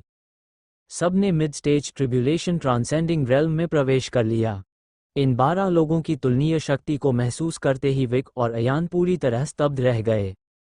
अगर पहले महायाना स्टेज से अर्ली ट्रिब्यूलेशन ट्रांसेंडिंग तक की उन्नति देखकर वे सिर्फ चकित थे, तो अब उनके दिल में गहरी दहशत भर चुकी थी। वे दोनों स्वयं mid stage tribulation transcending realm में थे। इतने वर्षों में उन्होंने अनगिनत कठिनाइयां झेली थीं, असंख्य खतरों से गुजरते हुए कई बार मौत के मुंह से निकलकर आज इस स्तर तक पहुंचे थे। और अब उनके सामने खड़े लोग सिर्फ एक गोली और कुछ सुइयों के सहारे सीधे mid stage tribulation transcending realm तक पहुंच गए थे। इतना बड़ा अंतर उनके मन पर जबरदस्त आघात की तरह पड़ा। जितना वे इस बारे में सोचते, उतना ही डरावना लगता। अगर आरव को किसी भी होली सेक्ट ने अपने यहाँ खींच लिया, तो पूरा कुनलन कॉन्टिनेंट का संतुलन पल भर में बदल सकता था। बड़े पैमाने पर ट्रिब्यूलेशन ट्रांसेंडिंग स्तर के विशेषज्ञ पैदा करना, वह भी सिर्फ प्रारंभिक चरण तक सीमित नहीं, यह अपने आप में एक बेहद भयानक अस्तित्व होता। हालांकि सच ये था कि वे कुछ ज्यादा ही सोच रहे थे। आरव के पास ये क्षमता केवल इसलिए थी क्योंकि हाल ही में दैत्यों और डेमन बीस्ट के बीच एक भीषण युद्ध हुआ था। सामान्य परिस्थितियों में उसके पास इतने 20 सोल्स इकट्ठा करने का कोई अवसर ही नहीं होता, न ही इतनी बड़ी संख्या में 20 सोल पिल्स को परिष्कृत करने का। ये अमूल्य संसाधन अब बेहद दुर्लभ हो चुके थे, और अगर उसकी बेटी को बचाने की बात न होती, तो वह कभी भी एक साथ इतनी सारी गोलियां निकालने को तैयार नहीं होता। ठीक है, अब सब लोग वापस जाओ। इस समय का उपयोग अपनी कल्टिवेशन को स्थिर करने में करो, हम कल रवाना होंगे। आरव ने हाथ हिलाकर लूसी और दूसरों को लौट जाने का संकेत दिया। इसके बाद उसने निशा की ओर देखा और उसे एक गोली थमा दी। ये देखकर विक और अयान ने जोर से लार ली। उनकी भावनाएं, जो अभी अभी शांत हुई थीं, फिर से उथल-पुथल में पड़ गईं। सब जानते थे, जितना ऊंचा स्तर, उतनी ही कठिन उन्नति। क्या ये संभव है कि यह व्यक्ति late stage tribulation transcending realm का विशेषज्ञ भी बना सके? निशा जमीन पर पालथी मारकर बैठ गई और बिना किसी हिचकिचाहट के गोली निगल ली। आरव उसके पीछे खड़ा रहा, लगातार अपनी डिवाइन सेंस से उसकी स्थिति जांचता हुआ, और उसकी पीठ के एक्यूपॉइंट्स में एक एक कर गोल्डन नीडल्स लगाता गया, ताकि औषधीय शक्ति को अवशोषित और परिष्कृत किया जा सके। विक और अयान एक तरफ खड़े, बेहद कॉम्प्लेक्स भावनाओं से भरे हुए थे। वे दोनों निशा की ही पीढ़ी के थे, लेकिन उम्र में उससे काफी बड़े। इस मुलाकात से पहले उनकी cultivation mid stage tribulation transcending realm में थी, जो निशा से एक स्तर ऊंची थी। लेकिन अब मिलते ही पता चला कि निशा की कल्टिवेशन उनसे कम नहीं थी। ये बात दोनों के लिए गहरा झटका थी। अगर वो फिर से प्रैक्टिस कर गई, तो इसका मतलब होगा late stage tribulation transcending realm, यानी उनकी सैकड़ों वर्षों की कठिन साधना को पार कर जाना। इस बार समय थोड़ा ज्यादा लगा। करीब 1 घंटे बाद निशा की आभा अचानक फट पड़ी, तेजी से चरम पर पहुंच गई, और वह पहले के विवेक से भी कमजोर नहीं थी। Tribulation, late stage tribulation transcending realm. सिर्फ 4 साधारण शब्द, लेकिन अयान के मुंह से निकलते समय वे बेहद कठिन लग रहे थे। वो इतने आत्मविश्वास से निशा का पीछा इसलिए करता था क्योंकि उसे लगता था कि उसकी प्रतिभा उससे कम नहीं है, बल्कि कल्टिवेशन में वो थोड़ा आगे है। बार बार अस्वीकार होने के बावजूद वह मानता था कि मेहनत करता रहा तो एक दिन जरूर सफल होगा। लेकिन जो उसने अभी देखा, उसने उसकी सारी उम्मीदें तोड़ दीं। निशा अब late stage tribulation transcending realm में पहुंच चुकी थी, और वह उससे कहीं कम उम्र की थी। ऐसी स्थिति में वह किस बात की तुलना कर सकता था? सबसे अहम बात यह थी कि यह सब उसी युवक ने किया था, जिसे वह अपना लव राइवल मानता था। इसलिए उसके दिल में केवल खालीपन, उदासी और निराशा भर गई। उसका मन पूरी तरह टूट चुका था। हर किसी के मन में अलग-अलग भावनाएं थीं, लेकिन शुरुआती झटके के बाद विक के भीतर जबरदस्त उत्साह और उम्मीद जाग उठी। कल्टिवेशन की नींव के मामले में वह दशकों से mid stage tribulation transcending realm में अटका हुआ था, और उसकी बुनियाद निशा से कहीं अधिक गहरी थी। अगर वो इतनी जल्दी लेट स्टेज तक पहुंच सकती है, तो क्या इसका मतलब यह नहीं कि उसके पास भी अवसर है? होली सेक्ट में मिड स्टेज और लेट स्टेज ट्रिब्यूलेशन ट्रांसेंडिंग के बीच सिर्फ एक स्तर का अंतर होने के बावजूद ताकत और हैसियत में जमीन आसमान का फर्क होता है। लेट स्टेज ट्रिब्यूलेशन ट्रांसेंडिंग का कल्टिवेटर सेक्ट लीडर बनने के योग्य होता है। मिड स्टेज वाले अधिकतम एल्डर तक ही सीमित रहते हैं। इसी बीच बगल से एक थोड़ा संकोच भरी आवाज आई, ओम अलायंस लीडर, क्या आप मेरी कल्टिवेशन भी बढ़ाने में मदद कर सकते हैं? ये विक था। चेहरे पर हल्की सी असहज मुस्कान थी, लेकिन अलायंस लीडर का संबोधन दिल से निकला था। पहले वो आरव का खुलकर विरोध करता था, क्योंकि दिल से उसका सम्मान नहीं करता था। लेकिन अब स्थिति पूरी तरह उलट चुकी थी। उसे लगने लगा था कि वह इस युवक को बिल्कुल समझ नहीं पा रहा। उसे अनफैदमेबल कहना भी कम था। बाहरी तौर पर भले ही उसकी कल्टिवेशन महायाना स्टेज की लगे, लेकिन उसकी युद्ध शक्ति ट्रिब्यूलेशन ट्रांसेंडिंग विशेषज्ञों से कम नहीं थी, यहाँ तक कि उससे भी नहीं। सबसे भयावह बात, उसकी चिकित्सा कला। इतने बड़े पैमाने पर ट्रिब्यूलेशन ट्रांसेंडिंग विशेषज्ञ पैदा करना, यह ऐसा चमत्कार था कि बिना कल्टिवेशन वाले भी किसी भी सेक्ट में देवताओं की तरह पूजे जाते। और सबसे अहम, वह अभी सिर्फ 20-22 साल का था। अगर वह उनकी उम्र तक पहुंचा, तो उसकी उपलब्धियां कहां तक जाएंगी, सोचना भी असंभव था। कल्टिवेशन की वर्ल्ड में ताकत ही सब कुछ है। विक का रवैया अब 360 डिग्री बदल चुका था, तिरस्कार से पूर्ण श्रद्धा तक। ठीक है, आरव ने इनकार नहीं किया। इस समय उसे अपनी ताकत जल्द से जल्द बढ़ानी थी, ताकि अपनी बेटी को बचाने के लिए उसके पास ज्यादा मोलभाव की क्षमता हो। और इस मामले में विक सबसे उपयुक्त सहायक था। होली ब्लड सेक्ट से युद्ध की स्थिति में अर्ली या मिड स्टेज ट्रिब्यूलेशन ट्रांसेंडिंग दूसरे का कारक थे। असल निर्णायक शक्ति थी हाई एंड कॉम्बैट पावर। ऐसे में एक और लेट स्टेज ट्रिब्यूलेशन ट्रांसेंडिंग विशेषज्ञ बनाना उसकी जीत की संभावना बढ़ाता था, तो वह क्यों मना करता? विक की कल्टिवेशन की नींव सचमुच निशा से भी गहरी थी। सिर्फ आधे घंटे से थोड़ा ज्यादा समय लगा और वह सफलतापूर्वक late stage tribulation transcending realm में पहुंच गया। अपनी नई शक्ति को महसूस कर वह अत्यंत प्रसन्न हुआ और आरव के सामने गहराई से झुका। इमॉर्टल डॉक्टर आरव, मेरी जान बचाने के लिए धन्यवाद। भविष्य में अगर आपको मेरी जरूरत पड़ी, चाहे तलवारों का माउंटेन हो या आग का समुद्र, मैं, विक, कभी पीछे नहीं हटूंगा। ये कृतज्ञता दिल से थी। आखिर किसी कल्टिवेटर के लिए late stage tribulation transcending realm तक पहुंचना एक असीम वरदान था। वह भीतर ही भीतर खुश भी था कि उसने पहले पूरी तरह आरव को नाराज नहीं किया, वरना ऐसा अवसर उसे कहाँ मिलता। आरव ने हल्का सा सिर हिलाया, फिर उसकी नज़र पास खड़े अयान पर पड़ी। मुझे मत देखो, अयान ने गहरी सांस लेकर कहा। मैं मानता हूं कि तुम्हारी चिकित्सा कला बेहद ऊंचे स्तर की है, यहां तक कि मेरी समझ से भी परे। लेटेस्ट स्टेज ट्रिब्यूलेशन ट्रांसेंडिंग तक पहुंचना मेरे लिए भी बेहद आकर्षक है, लेकिन मैं किसी भी हाल में तुम्हारे सामने सिर नहीं झुकाऊंगा। मैं, अर्पित, भले ही और कुछ न रखता हूं, लेकिन मेरी रीढ़ है। उसके शब्द दृढ़ और गर्व से भरे थे।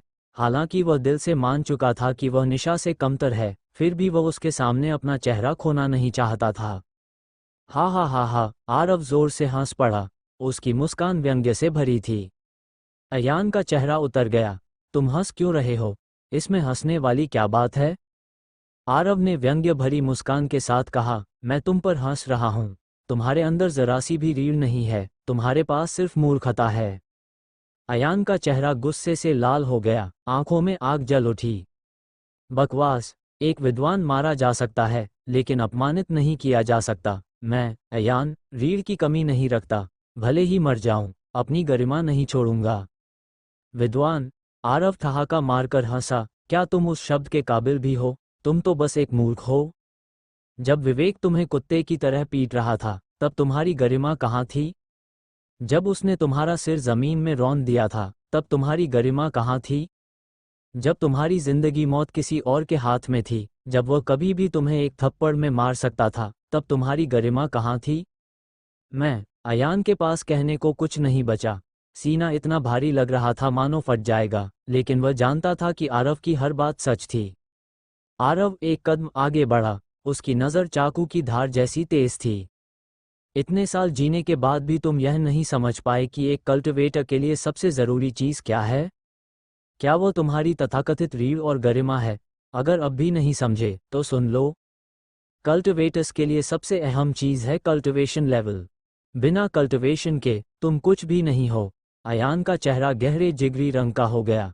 वह ये सब समझता था, लेकिन निशा की मौजूदगी ने उसकी आंखें ढक दी थीं। आरव ने आगे कहा, फेरी केई के प्रति तुम्हारा मोह होना कोई समस्या नहीं है, लेकिन क्या तुम्हारे पास उसका अधिकार है? कम से कम अभी तो बिल्कुल नहीं। जिस दिन तुम विवेक को अपने पैरों तले रौंद सकोगे, जिस दिन तुम पूरे महाद्वीप के शिखर पर खड़े होगे, जिस दिन तुम अपनी जिंदगी मौत खुद तय कर सकोगे, उसी दिन तुम्हें यह अधिकार मिलेगा। अपनी दयनीय शान और झूठी गरिमा से चिपके रहना, रेत में सिर गाड़ लेना और कुछ भी हासिल करने की कोशिश न करना। यह एक पूरे के पूरे काया का व्यवहार है। ये शब्द सुनते ही चारों ओर सन्नाटा छा गया। सभी इस सिद्धांत को जानते थे, लेकिन इतनी गहराई से किसी ने उन्हें पहले नहीं समझाया था।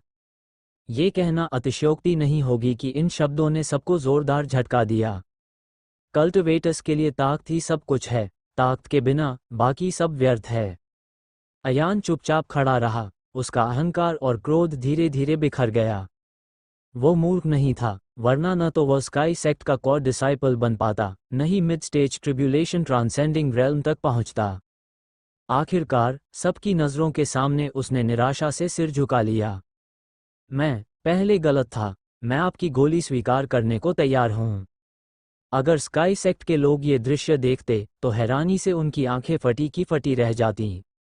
आखिर अयान पूरे सेक्ट का सबसे घमंडी व्यक्ति था, उसका यूं झुकना अभूतपूर्व था।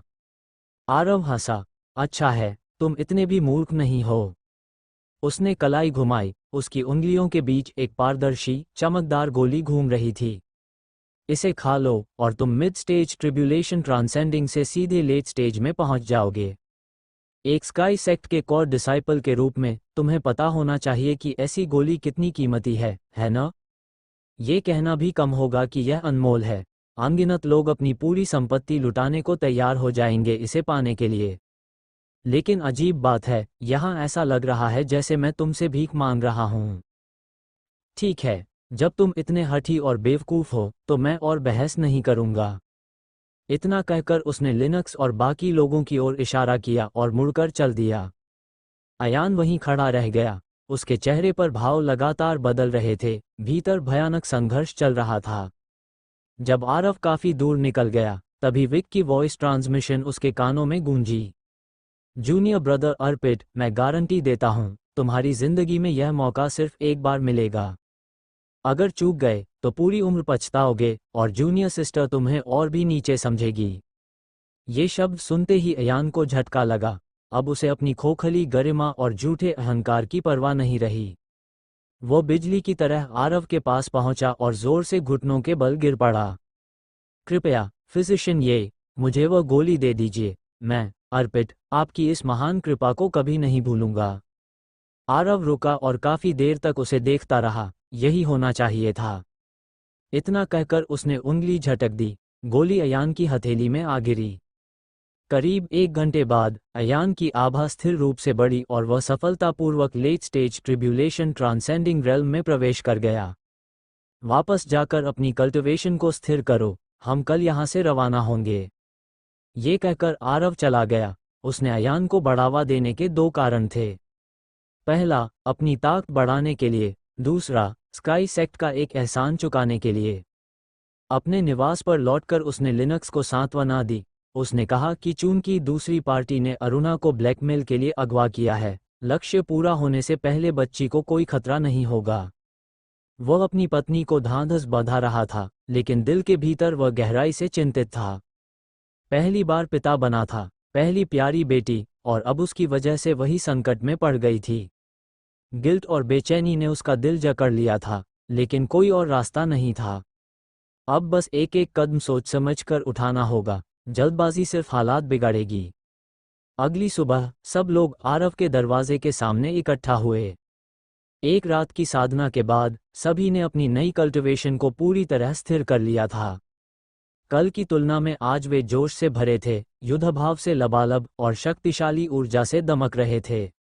अब वहां 30 early stage tribulation transcending, 12 mid stage tribulation transcending और 3 लेट स्टेज ट्रिब्यूलेशन ट्रांसेंडिंग एक साथ खड़े थे। उनकी संयुक्त आभा ने पूरा प्लेस भर दिया। आरव आगे बढ़ा, संतोष से सिर हिलाया और बोला, अब सब लोग अपनी कल्टिवेशन छिपाओ। इसे कल वाले स्तर तक दबा दो। ये सभी अनुभवी थे, वे तुरंत समझ गए। कभी कभी असली ताकत छाया में छिपी रहने पर ही सबसे घातक होती है। निशा और बाकी 2 के नेतृत्व में सबने अपनी आभा छिपाई और कल्टिवेशन एक स्तर नीचे कर ली। बिल्कुल कल जैसी। ठीक है, चलें। सब तैयार था। आरव सबसे पहले उड़ा, सबको पूर्व दिशा की ओर ले जाता हुआ। ब्लड रिवर, स्काई प्रीफेक्चर का एक प्रतिबंधित प्लेस। कहा जाता है कि वहां हमेशा रक्त ऊर्जा छाई रहती है। चाहे कल्टिवेशन कितना भी ऊंचा हो, अंदर जाना मतलब निश्चित मृत्यु। वहां कोई खजाना भी नहीं था, इसलिए वह पूरी तरह बेकार और उपेक्षित जगह बन चुका था। अगर होली ब्लड सेक्ट ने वहां बुलावा न दिया होता तो शायद लोग उस जगह को पूरी तरह भूल चुके होते। ये जगह ग्रेट एम्पायर से बेहद दूर थी। सबकी कल्टिवेशन के बावजूद वहां पहुंचने में पूरा 1 दिन लगने वाला था।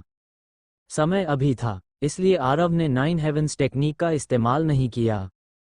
कभी कभी अपने पत्ते छुपाकर रखना ही बेहतर होता है। वह ड्रैगन टूथ पर सवार होकर लिनक्स, हिमानी और बाकी लोगों के साथ उड़ चला।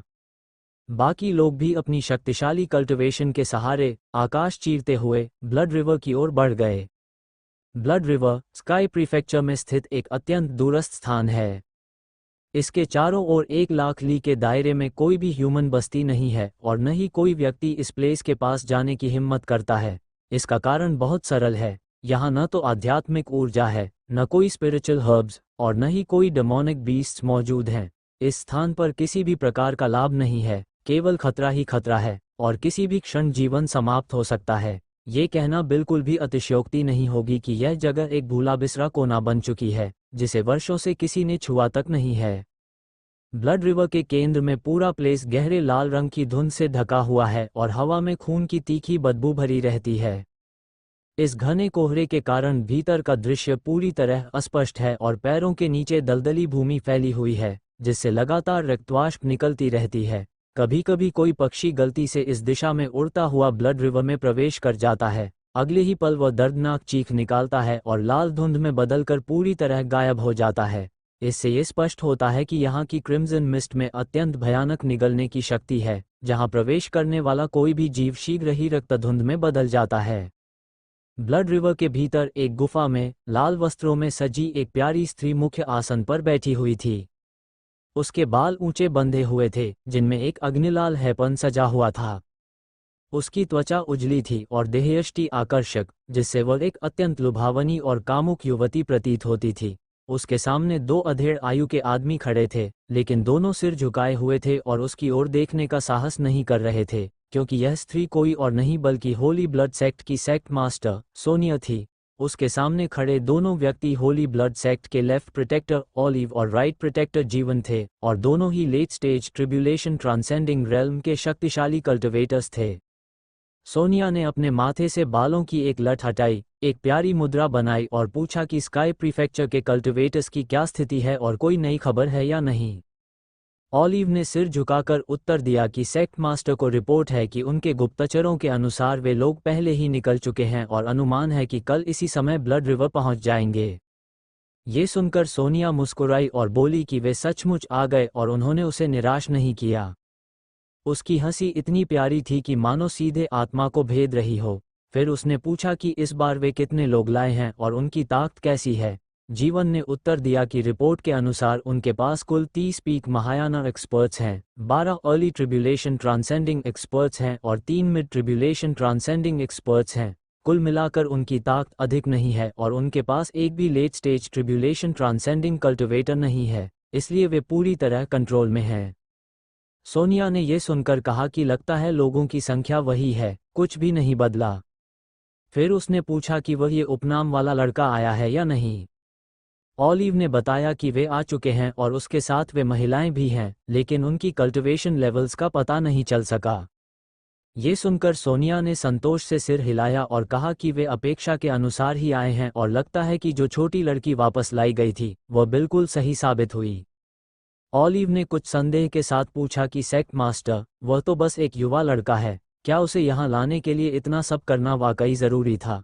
सोनिया ने बिना हिचक उत्तर दिया कि बिल्कुल ज़रूरी था, क्योंकि उस लड़के के पास बहुत से खजाने हैं और उसकी ब्लड एनर्जी बहुत शक्तिशाली है। ऐसे व्यक्ति का उपयोग न करना तो मूर्खता होगी। दोनों रक्षक एक साथ बोले कि सेक्ट मास्टर सचमुच दूरदर्शी हैं। इसके बाद सोनिया ने हाथ हिलाकर उन्हें जाने का संकेत दिया और निर्देश दिया कि उस छोटी लड़की पर कड़ी निगरानी रखी जाए और कोई चूक न हो।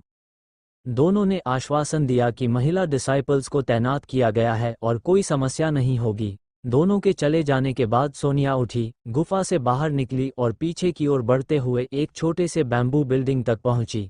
वह ऊपर गई, जहां दूसरी मंजिल पर केवल एक लाल वस्त्र पहने दुबली पतली आकृति कमरे के बीचों बीच बैठी कल्टिवेशन कर रही थी। उसके शरीर को लाल धुंध ने घेर रखा था, जो कभी प्रकट होती, कभी लुप्त हो जाती। किसी के आने का आभास होते ही वह लाल धुंध नदियों की तरह उसकी देह में समा गई। उस स्त्री को देखते हुए सोनिया के चेहरे पर संतोष की झलक आई और उसने कहा कि शिष्या ने अच्छा किया है। ब्लड स्पिरिट बॉडी होने के कारण उसने होली ब्लड टेक्निक के 8वें स्तर को इतनी जल्दी स्थिर कर लिया। उस स्त्री ने आदरपूर्वक सिर झुकाकर कहा कि यह सब मास्टर की उत्कृष्ट शिक्षा का परिणाम है। सोनिया जोर से हंसी और बोली कि ब्लड स्पिरिट बॉडी प्राप्त होना होली ब्लड सेक्ट के लिए स्वर्ग का वरदान है। सेक्ट के एंशंट नियमों के अनुसार जिस दिन होली ब्लड टेक्निक 9वें स्तर तक पहुंचेगी, उसी दिन होली ब्लड सेक्ट फिर से संसार के सामने प्रकट होगा। अब अवसर आ चुका है और यदि शिष्या मास्टर के निर्देशों का पालन करे तो वह निश्चित रूप से 9वें स्तर तक पहुंच जाएगी। उस समय वह ट्रिब्यूलेशन ट्रांसेंडिंग रेल्म के शिखर पर होगी और होली ब्लड टेक्निक की शक्ति से पूरे कुंडलन कॉन्टिनेंट में उसका कोई सानी नहीं होगा और होली ब्लड सेक्ट एक बार फिर सर्वोच्च स्थान पर विराजमान होगी। स्त्री ने सिर झुकाए हुए कहा कि वह हर बात में मास्टर की व्यवस्था का पालन करेगी। सोनिया ने आश्वस्त किया कि वह उसकी एकमात्र शिष्या और सेक्ट की आशा है, इसलिए उसके साथ कभी अन्याय नहीं किया जाएगा। फिर उसने विषय बदलते हुए पूछा कि वह किस व्यक्ति को खोज रही है, क्योंकि स्काई प्रीफेक्चर में होली ब्लड सेक्ट का प्रभाव है और मास्टर के लिए किसी को ढूंढना आसान होगा। उस स्त्री ने उत्तर दिया कि मास्टर की कृपा समुद्र से भी गहरी है, लेकिन वह इस छोटे से काम के लिए मास्टर को कष्ट नहीं देगी और 9वें स्तर पर पहुंचने के बाद स्वयं ही उस व्यक्ति को खोजेगी। सोनिया ने इसे स्वीकार किया और कहा कि मन को स्थिर रखो, सेक्ट की अंतिम योजना शीघ्र ही आरंभ होने वाली है। इसके बाद सोनिया बिना कुछ और कहे बैम्बू बिल्डिंग से बाहर चली गई। स्त्री ने उसके पूरी तरह ओझल होने तक झुककर विदा दी, फिर धीरे धीरे खड़ी हुई और एक अत्यंत सुंदर चेहरा प्रकट हुआ। वो कोई और नहीं बल्कि डेना सिचू थी, जिसे आरव लंबे समय से खोज रहा था। उसे एक स्पेशल पैसेज के माध्यम से सीधे ग्रेट फायर एम्पायर में फेंक दिया गया था, जहां वह गंभीर रूप से घायल हुई और अंततः विक्रम के प्रिंस डेवेश से मिली। सामने वाले ने उसे जबरदस्ती कॉन्क्यूबाइन बनाना चाहा, लेकिन डेना सिचू ने किसी भी कीमत पर इनकार किया। उसकी कल्टिवेशन सील कर दी गई थी और वह पूरी तरह असहाय थी। निराशा के उस क्षण में एक रात अचानक उसे बचा लिया गया और वह व्यक्ति कोई और नहीं बल्कि सोनिया थी। बाद में उसे पता चला कि जिस वैम्पायर फिजिक ने उसे हमेशा पीड़ा दी थी, वही वास्तव में होली ब्लड सेक्ट द्वारा वर्षों से खोजी जा रही ब्लड स्पिरिट फिजिक थी। सोनिया अत्यंत प्रसन्न हुई और उसे तुरंत होली ब्लड सेक्ट ले जाकर अपनी पर्सनल डिसाइपल बना लिया। उसके मार्गदर्शन में डेना सिचू ने अपनी पुरानी टेक्निक्स छोड़ दी और होली ब्लड टेक्निक का अभ्यास नए सिरे से शुरू किया। उसे जल्द ही एहसास हुआ कि उसका वैम्पायर फिजिक इस कल्टिवेशन टेक्निक के लिए जैसे विशेष रूप से बनाया गया हो, जिससे उसकी प्रगति अत्यंत तेज हो गई। जैसे जैसे कल्टिवेशन गहराती गई, उसके शरीर में मौजूद वैम्पायर का मूल रक्त धीरे धीरे परिष्कृत होकर गहन ट्रू एसेंस में बदलने लगा। कुछ ही दिनों पहले उसने होली ब्लड टेक्निक के 8वें स्तर को पार कर लिया और उसकी cultivation late stage tribulation transcending expert के बराबर हो गई। साथ ही वैम्पायर फिजिक पूरी तरह शुद्ध हो चुकी थी और अब वह कभी वैम्पायर बैट में परिवर्तित नहीं हो सकती थी। दूसरे शब्दों में, उसने दुर्भाग्य को सौभाग्य में बदल दिया था। वैम्पायर पहचान से मुक्त होकर वह एक सच्ची ह्यूमन बन चुकी थी। इस कारण वह लंबे समय तक खुशी के आंसू बहाती रही। भले ही आरव ने पहले कभी इसकी परवाह नहीं की, लेकिन उनके बीच हमेशा एक अदृश्य बाधा रही। इसी वजह से लंबे समय तक साथ रहने के बावजूद वे अंतिम कदम नहीं उठा पाए। अब ह्यूमन जाति में पूरी तरह लौट आने के बाद वह मानसिक बोझ भी समाप्त हो चुका था। खिड़की की ओर मुड़कर क्षितिज को निहारते हुए डेना सिचू ने धीमे स्वर में कहा, आरव, कृपया सुरक्षित रहना, आप ठीक रहना। एक दिन जब मैं होली ब्लड सेक्ट की सबसे शक्तिशाली अस्तित्व बन जाऊंगी और इस पूरे महाद्वीप के शिखर पर खड़ी होऊंगी, तब मैं स्वयं आपको खोजने आऊंगी। कुनलन कॉन्टिनेंट पर पहुंचने के बाद डेना सिचू ने एक स्त्री होने के नाते भय, हिचकिचाहट और भ्रम का अनुभव किया, लेकिन उसके मन में सबसे प्रबल इच्छा यही थी कि वह यथाशीघ्र आरव को खोज ले। दुर्भाग्यवश यहाँ न तो कोई टीवी था जहाँ विज्ञापन प्रसारित हों, न ही किसी से संपर्क करने का कोई साधन था, इसलिए किसी को ढूंढने के लिए केवल स्वयं पर ही निर्भर रहना पड़ता था। इसके अलावा उसकी अपनी क्षमताएं भी सीमित थीं, वह स्वयं की रक्षा तक ठीक से नहीं कर सकती थी, तो आरव को ढूंढना तो और भी असंभव था। बाद में वह धीरे धीरे शांत हुई और होली ब्लड सेक्ट में पहुंचकर कुनलन कॉन्टिनेंट की स्थिति को समझने के बाद उसने अपने लिए एक विस्तृत योजना बनाई। इस महाद्वीप पर किसी को ढूंढना अत्यंत कठिन है और सबसे अच्छा तरीका यही है कि स्वयं को इतना शक्तिशाली बना लिया जाए कि पूरा संसार आपको जानने लगे। जब तक वह पर्याप्त प्रसिद्ध नहीं हो जाती, तब तक आरव को भी उसके अस्तित्व का पता नहीं चलेगा, लेकिन जैसे ही उसका नाम फैलेगा, आरव अवश्य उसे खोजने आएंगे। इस दृष्टि से उसका विचार आरव के विचार से पूरी तरह मेल खाता था। यही कारण था कि इस अवधि में वह लगातार होली ब्लड टेक्निक का अभ्यास कर रही थी और यथाशीघ्र अपनी कल्टिवेशन को बढ़ाने के तरीकों पर विचार कर रही थी। अब वह होली ब्लड टेक्निक के 8वें स्तर तक पहुंच चुकी थी और उसकी cultivation late stage tribulation transcending realm तक पहुंच गई थी। ये होली ब्लड सेक्ट की मूल कल्टिवेशन टेक्निक थी, जिसे केवल सेक्ट मास्टर और कोर डिसाइपल्स ही साध सकते थे, और इसकी शक्ति वास्तव में अत्यंत भयावह थी। एक बार जब वह 9वें स्तर तक पहुंच जाएगी, तब उसकी कल्टिवेशन सीधे ट्रिब्यूलेशन ट्रांसेंडिंग रेल्म के शिखर तक पहुंच जाएगी और वह पूरे महाद्वीप की सबसे शक्तिशाली व्यक्ति बन जाएगी। और वही समय होगा जब वह आरव से पुनर्मिलन कर सकेगी। जहां तक उसकी मास्टर सोनिया का प्रश्न था, डायना सिचू के मन में केवल कृतज्ञता थी, पूर्ण विश्वास नहीं। डायना सिचू कोई साधारण युवती नहीं थी, वह सत्येंद्र पवेलियन से आई थी, स्वभाव से सतर्क थी और ह्यूमन स्वभाव की बदसूरतता को प्रत्यक्ष देख चुकी थी। यद्यपि उसने अनजाने में ये प्रकट कर दिया था कि वह किसी को खोज रही है, लेकिन उसने होली ब्लड सेक्ट को यह नहीं बताया कि वो व्यक्ति कौन है। अन्यथा सोनिया जिस प्रकार उसे महत्व देती थी, संभव था कि वह किसी भी बाधा को मिटाने के लिए सीधे आरव को ही मार डाले। इसी कारण उसने हमेशा इस विषय में चुप्पी साधे रखी और जब तक वह स्वयं शिखर पर न पहुंच जाए, तब तक किसी को भी आरव के साथ अपने संबंध के बारे में जानने नहीं दे सकती थी। कुछ देर विचारों में खोए रहने के बाद वह फिर से बैठ गई और कल्टिवेशन में लीन हो गई। इस समय उसके मन में केवल यही था कि आरव से पुनर्मिलन हो और पृथ्वी पर लौटने का कोई उपाय निकले।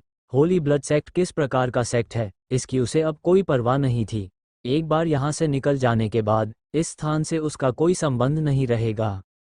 दूसरी ओर आरव ने स्काई प्रीफेक्चर के सबसे शक्तिशाली कल्टिवेटर्स का नेतृत्व करते हुए तेजी से यात्रा की और दूसरे दिन की सुबह अंततः ब्लड रिवर के निकट पहुंच गए। निशा ने कहा कि इमॉर्टल डॉक्टर आरव, यही ब्लड रिवर है। अयान ने आगे कहा कि उसने पहले सेक्ट के एल्डर्स से इस स्थान के बारे में सुना था और यहाँ की धुंध साधारण नहीं है, बल्कि यह होली ब्लड सेक्ट का ब्लड कर्स है। यह वस्तु अत्यंत विचित्र है और इसमें प्रबल संक्षारक शक्ति है। साधारण कल्टिवेटर्स इसके भीतर प्रवेश करते ही रक्त धुंध में बदल जाते हैं। यद्यपि यह उनके लिए घातक नहीं होगी, लेकिन यह उनकी कल्टिवेशन और शक्ति को बुरी तरह दबा देगी और दृष्टि को गंभीर रूप से बाधित करेगी, यहाँ तक कि डिवाइन सेंस भी भीतर प्रवेश नहीं कर पाएगा। उसके इतना कहते ही सभी ने सामने फैली रक्त धुंध की ओर देखा और एक साथ अपनी डिवाइन सेंस फैलाकर जांच की। इस समय उनके समूह में सबसे कम कल्टिवेशन भी अर्ली स्टेज ट्रिब्यूलेशन ट्रांसेंडिंग थी और उनकी डिवाइन सेंस 100 ली तक फैल सकती थी, लेकिन जैसे ही वह क्रिम्सन मिस्ट से टकराई, वह तुरंत क्षीण होकर नष्ट हो गई और भीतर कुछ भी दिखाई नहीं दिया।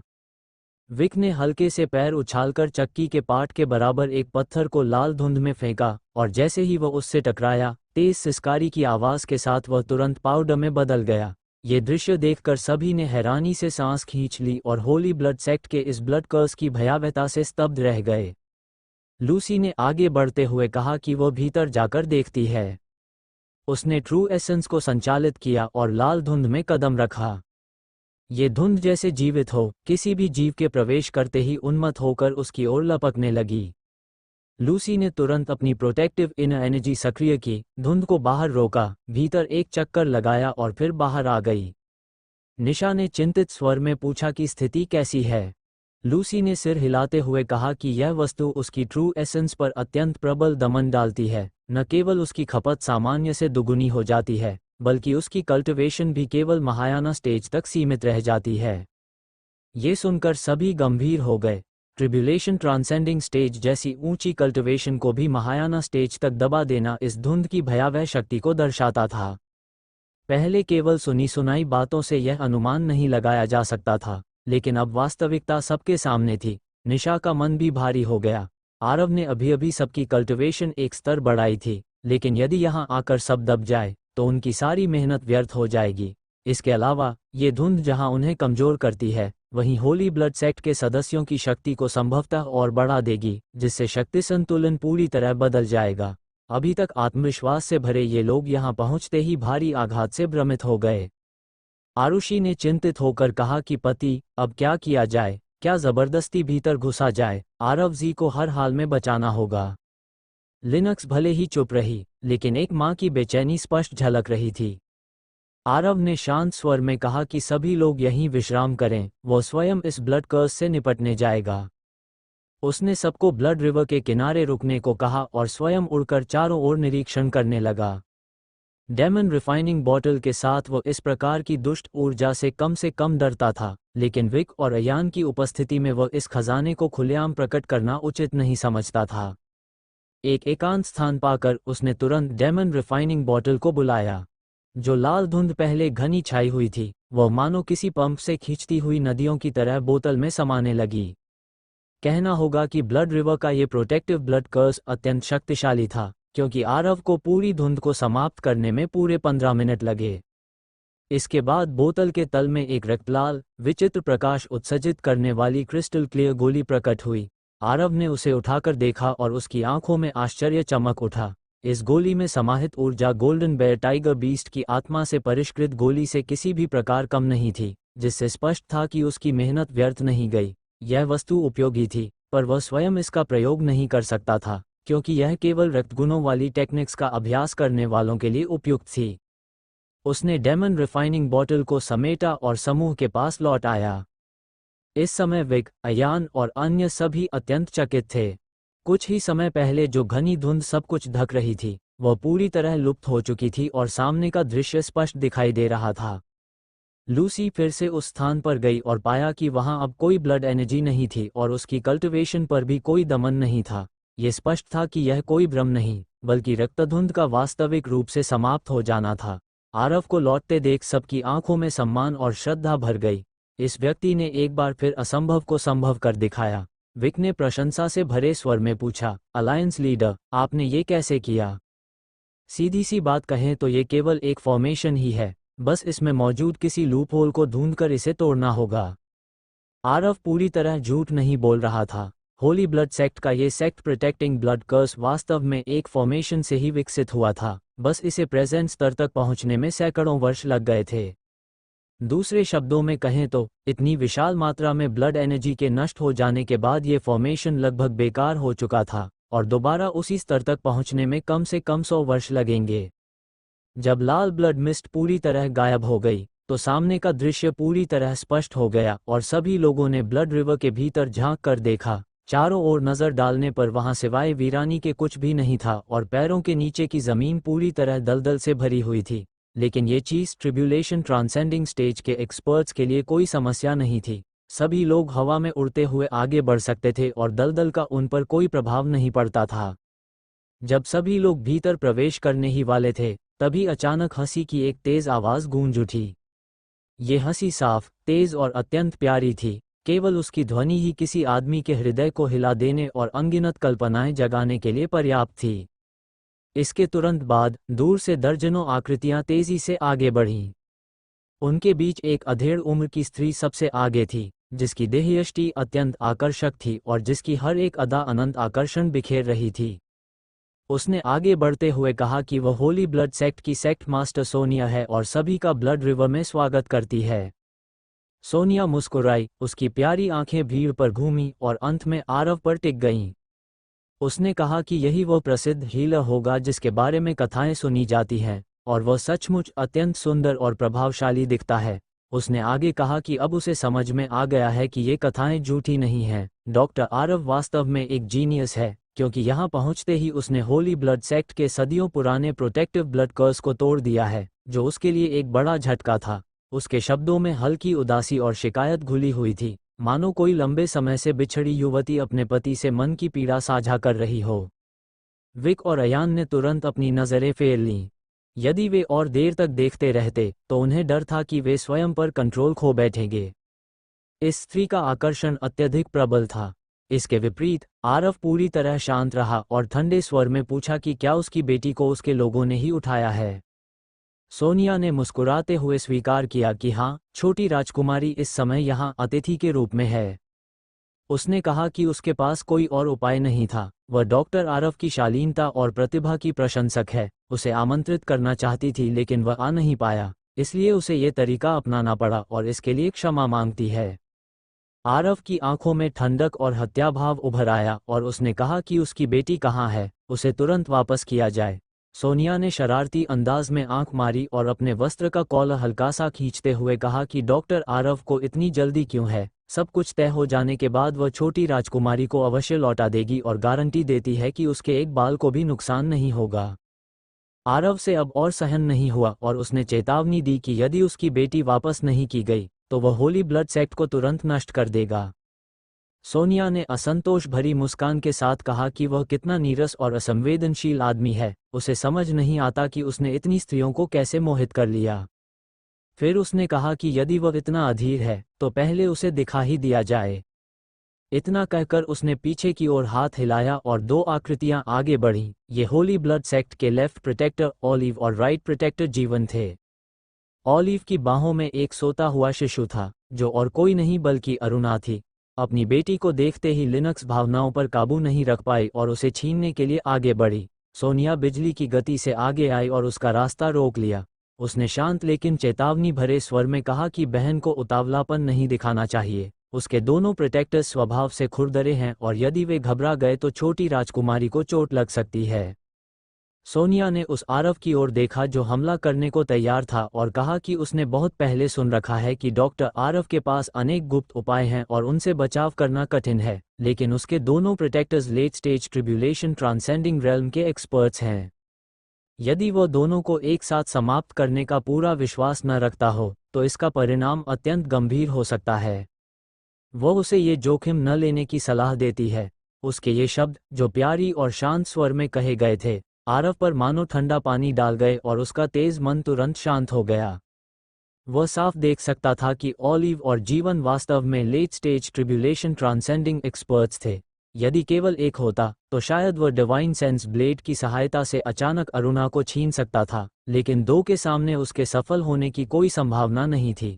सबसे बड़ी बात यह थी कि वह ये जोखिम उठा ही नहीं सकता था, क्योंकि असफलता की कीमत उसकी बेटी का जीवन हो सकती थी। ये सोचकर उसने गहरी सांस ली, अपने क्रोध और आवेग को दबाया और लिनक्स को पीछे खींच लिया। उसने कहा कि साफ साफ बताओ, तुम चाहती क्या हो? सोनिया ने मुस्कुराते हुए कहा कि यहाँ बात करने की जगह नहीं है, भीतर चलकर चर्चा करेंगे।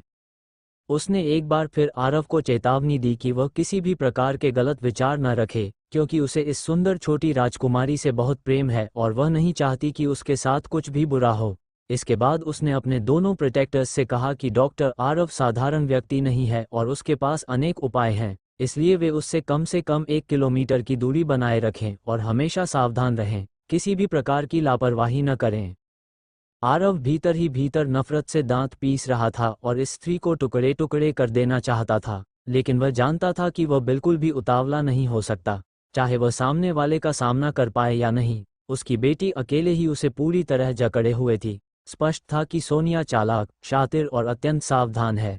इस बार उसे सचमुच अपने बराबर का ओपोनेंट मिल गया था। फिलहाल कोई अच्छा उपाय नहीं था, उसे एक एक कदम सोच समझकर चलना होगा।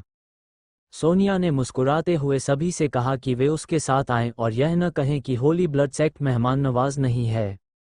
वह अपनी प्यारी चाल से आगे बढ़ी और सबको ब्लड रिवर के भीतर ले गई।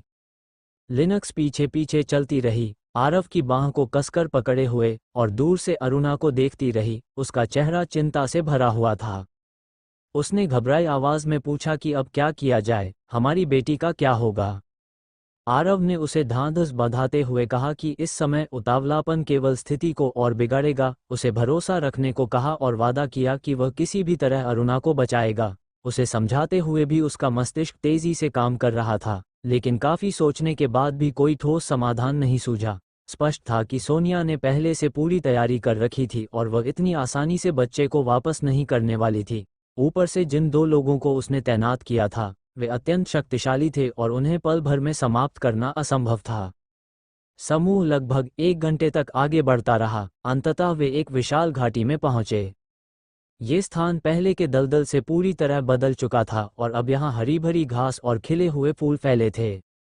घाटी के केंद्र में एक विशाल मंच था, जिसका व्यास 1000 फीट और ऊंचाई 5 फीट थी, और उसके चारों ओर की पत्थर की दीवारों पर अनेक विचित्र रून्स उकेरे गए थे। यहाँ पहुँचते ही आरव के मन में हल्की सी बेचैनी उठी, लेकिन सावधानीपूर्वक जांच करने पर उसे कोई स्पष्ट असामान्यता नजर नहीं आई।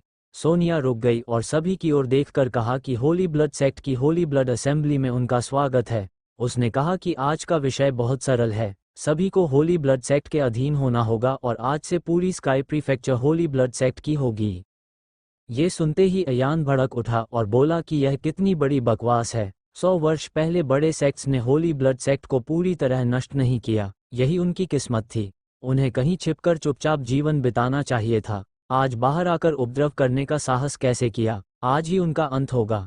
सोनिया को जरा भी क्रोध नहीं आया, बल्कि उसकी मुस्कान और भी उज्ज्वल हो गई, और उसने शांत स्वर में पूछा कि तो क्या तुम असहमत हो?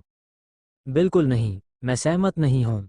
निशा जानती थी कि इस समय आरव खुलकर कुछ नहीं कह सकता, क्योंकि अरुणा अभी भी सामने वाले के हाथ में थी। इसलिए वह सीधे आगे बढ़ी और बोली कि तुम्हारे जैसे विधर्मी और अपमार्गी तरीकों से स्काई प्रीफेक्चर पर शासन करना केवल एक सपना है। सोनिया का भाव जरा भी नहीं बदला, मानो ये सब उसकी उम्मीद के भीतर ही था। उसने कहा कि कल्टिवेटर्स की वर्ल्ड में हमेशा ताकत का सम्मान किया जाता है और बातें मुट्ठियों से होती हैं, तो क्यों न आज इसे ताकत से ही तय किया जाए। अगर होली ब्लड सेक्ट जीतता है तो सभी लोग सिर झुकाकर समर्पण करेंगे, और अगर वे हारते हैं तो पूरा होली ब्लड सेक्ट उनके हवाले कर दिया जाएगा। उसने सीधे पूछा कि क्या वे हिम्मत रखते हैं या नहीं। इस बार किसी और ने कुछ नहीं कहा, क्योंकि इतना बड़ा फैसला केवल अलायंस लीडर ही कर सकता था। आरव ने शांत स्वर में कहा कि ठीक है, तो मुकाबला कैसे होगा। उसके लिए ऐसे विधर्मी सेक्ट से खुले और सीधे मुकाबले में निपटना तुलनात्मक रूप से आसान था। असली सिरदर्द तब होता जब वे छिपकर वार करते। सोनिया ने नियम बताए कि दोनों पक्ष 10-10 लोगों को भेजेंगे, एक एक करके मुकाबला होगा, और जिस पक्ष की पूरी टीम हार जाएगी वही पराजित माना जाएगा। आरव ने सहमति में सिर हिलाया। उसे पता था कि सामने वाला ये सब पहले से तय करके आया है, लेकिन सतह पर उसे कोई गड़बड़ी नजर नहीं आई। सोनिया हंसी और पीछे की ओर हाथ हिलाते हुए बोली कि पहला मुकाबला राजेश लड़ेगा। उसके शब्द खत्म होते ही होली ब्लड सेक्ट की भीड़ में से लाल वस्त्र पहने एक लंबा चौड़ा व्यक्ति आगे आया और मंच पर कूद गया। उसका चेहरा भावहीन था, लेकिन उसकी ऑरा अत्यंत शक्तिशाली थी। साफ दिख रहा था कि वह mid stage tribulation transcending expert है।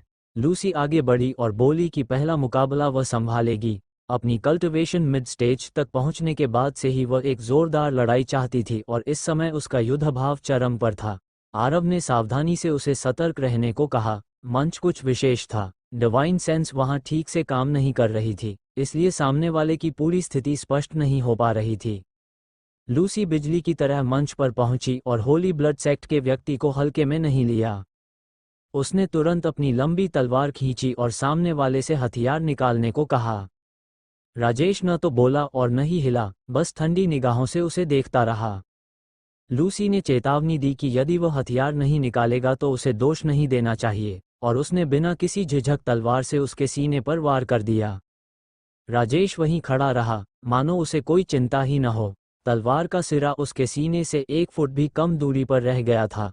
उसी क्षण आरव को कुछ याद आया और उसने जोर से पीछे हटने को कहा, लेकिन ट्रिब्यूलेशन ट्रांसेंडिंग एक्सपर्ट्स के बीच की लड़ाई की गति इतनी तेज थी कि बात पूरी होने से पहले ही तलवार राजेश के सीने को भेद चुकी थी और मूठ तक भीतर घुस गई थी।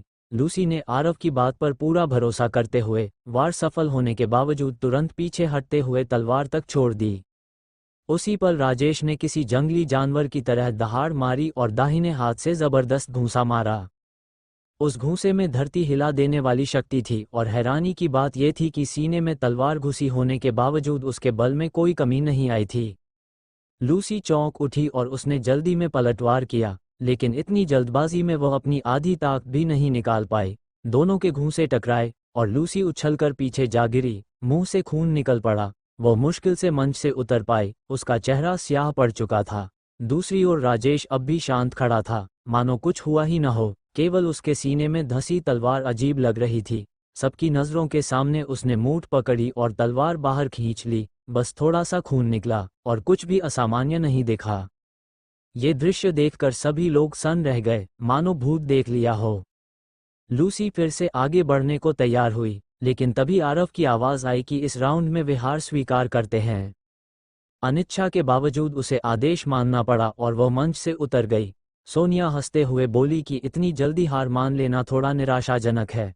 आरव ने उसकी बात अनसुनी की और लूसी को एक हीलिंग पिल दी। दवा खाते ही उसकी बिगड़ी हुई ची और रक्त शांति में आ गए और हालत बेहतर हो गई। लूसी ने अपराध बोध से कहा कि उसने सबको शर्मिंदा कर दिया, लेकिन आरव ने कहा कि गलती उसकी नहीं, बल्कि उसकी थी कि वह पहले ही ब्लड पपेट को पहचान नहीं पाया। जब ब्लड पपेट का जिक्र हुआ तो अक्सर लोग चौंक गए, केवल निशा और कुछ लोग ही इसका अर्थ समझ पाए। अयान ने अविश्वास से पूछा कि क्या राजेश वास्तव में ब्लड पपेट है। आरव ने कन्फर्म की और समझाया कि ब्लड पपेट्स अब इंसान नहीं रहते, उनकी चेतना पूरी तरह मिट चुकी होती है। वे न डरते हैं, न दर्द महसूस करते हैं और न मृत्यु से भयभीत होते हैं, इसलिए वे जान की बाजी लगाकर हमला करते हैं। उनकी सबसे बड़ी ताकत उनका शरीर और पुनर्जनन क्षमता होती है। लूसी पहले ही घायल थी, जबकि ब्लड पपेट की ताकत में कोई खास कमी नहीं आई थी, इसलिए लड़ाई जारी रखने का कोई मतलब नहीं था। पपट के मरने से कोई फर्क नहीं पड़ता, लेकिन उनके अपने साथी की जान कहीं ज्यादा कीमती है। लूसी ने धन्यवाद दिया और उसके दिल में गर्माहट भर आई। उसे महसूस हुआ कि अलायंस लीडर के लिए उसके जीवन का महत्व कहीं अधिक है। विक अब भी अविश्वास में था और बोला कि ट्रिब्यूलेशन ट्रांसेंडिंग एक्सपर्ट को ब्लड पपट में बदल देना क्या पागलपन नहीं है। निशा ने गंभीर स्वर में कहा कि अभी इन बातों में उलझने का समय नहीं है। असली सवाल ये है कि अगला मुकाबला कैसे जीता जाए।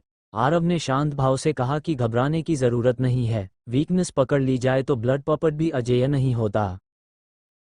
जितने भी एपिसोड मिसिंग हैं या फिर अवेलेबल नहीं है यूट्यूब पे, सब टेलीग्राम पे दूंगा। टेलीग्राम पे 50 एपिसोड तक पड़े हुए हैं। बाकी ये जो नहीं पड़े हैं वो एप्लीकेशन में दूंगा। एप्लीकेशन को हम लोग अप्रॉक्स 1 हफ्ते के अंदर आ जाएगा, क्योंकि अब ऐप ट्रांसफरिंग कर रहा हूँ, क्योंकि मेरे जो कंसोल था उसमें थोड़ा प्रॉब्लम हुआ था। वो ट्रांसफ़र होते ही आपको दे दूँगा या फिर बीच में ही दे सकता हूँ, और बाकी का आप लोगों को मिल जाएगा। उसके बाद आप लोग ज्वाइन कर सकते हो मेम्बरशिप में, प्रॉपरली अपलोडिंग होगा। और लाइव स्ट्रीम वाले एपिसोड जो लोग सुनना चाहते हो, दूसरे चैनल पर लाइव स्ट्रीमिंग करूँगा शैडो एफएम वाले पे। उसका लिंक आपको टेलीग्राम पे मिल जाएगा दूसरे चैनल का, वहाँ से आप लाइव स्ट्रीम सुन सकते हो। वहाँ पर इसके आगे के एपिसोड सुनाए जाएंगे, जैसे मैंने अभी बीच में स्टार्ट किया था।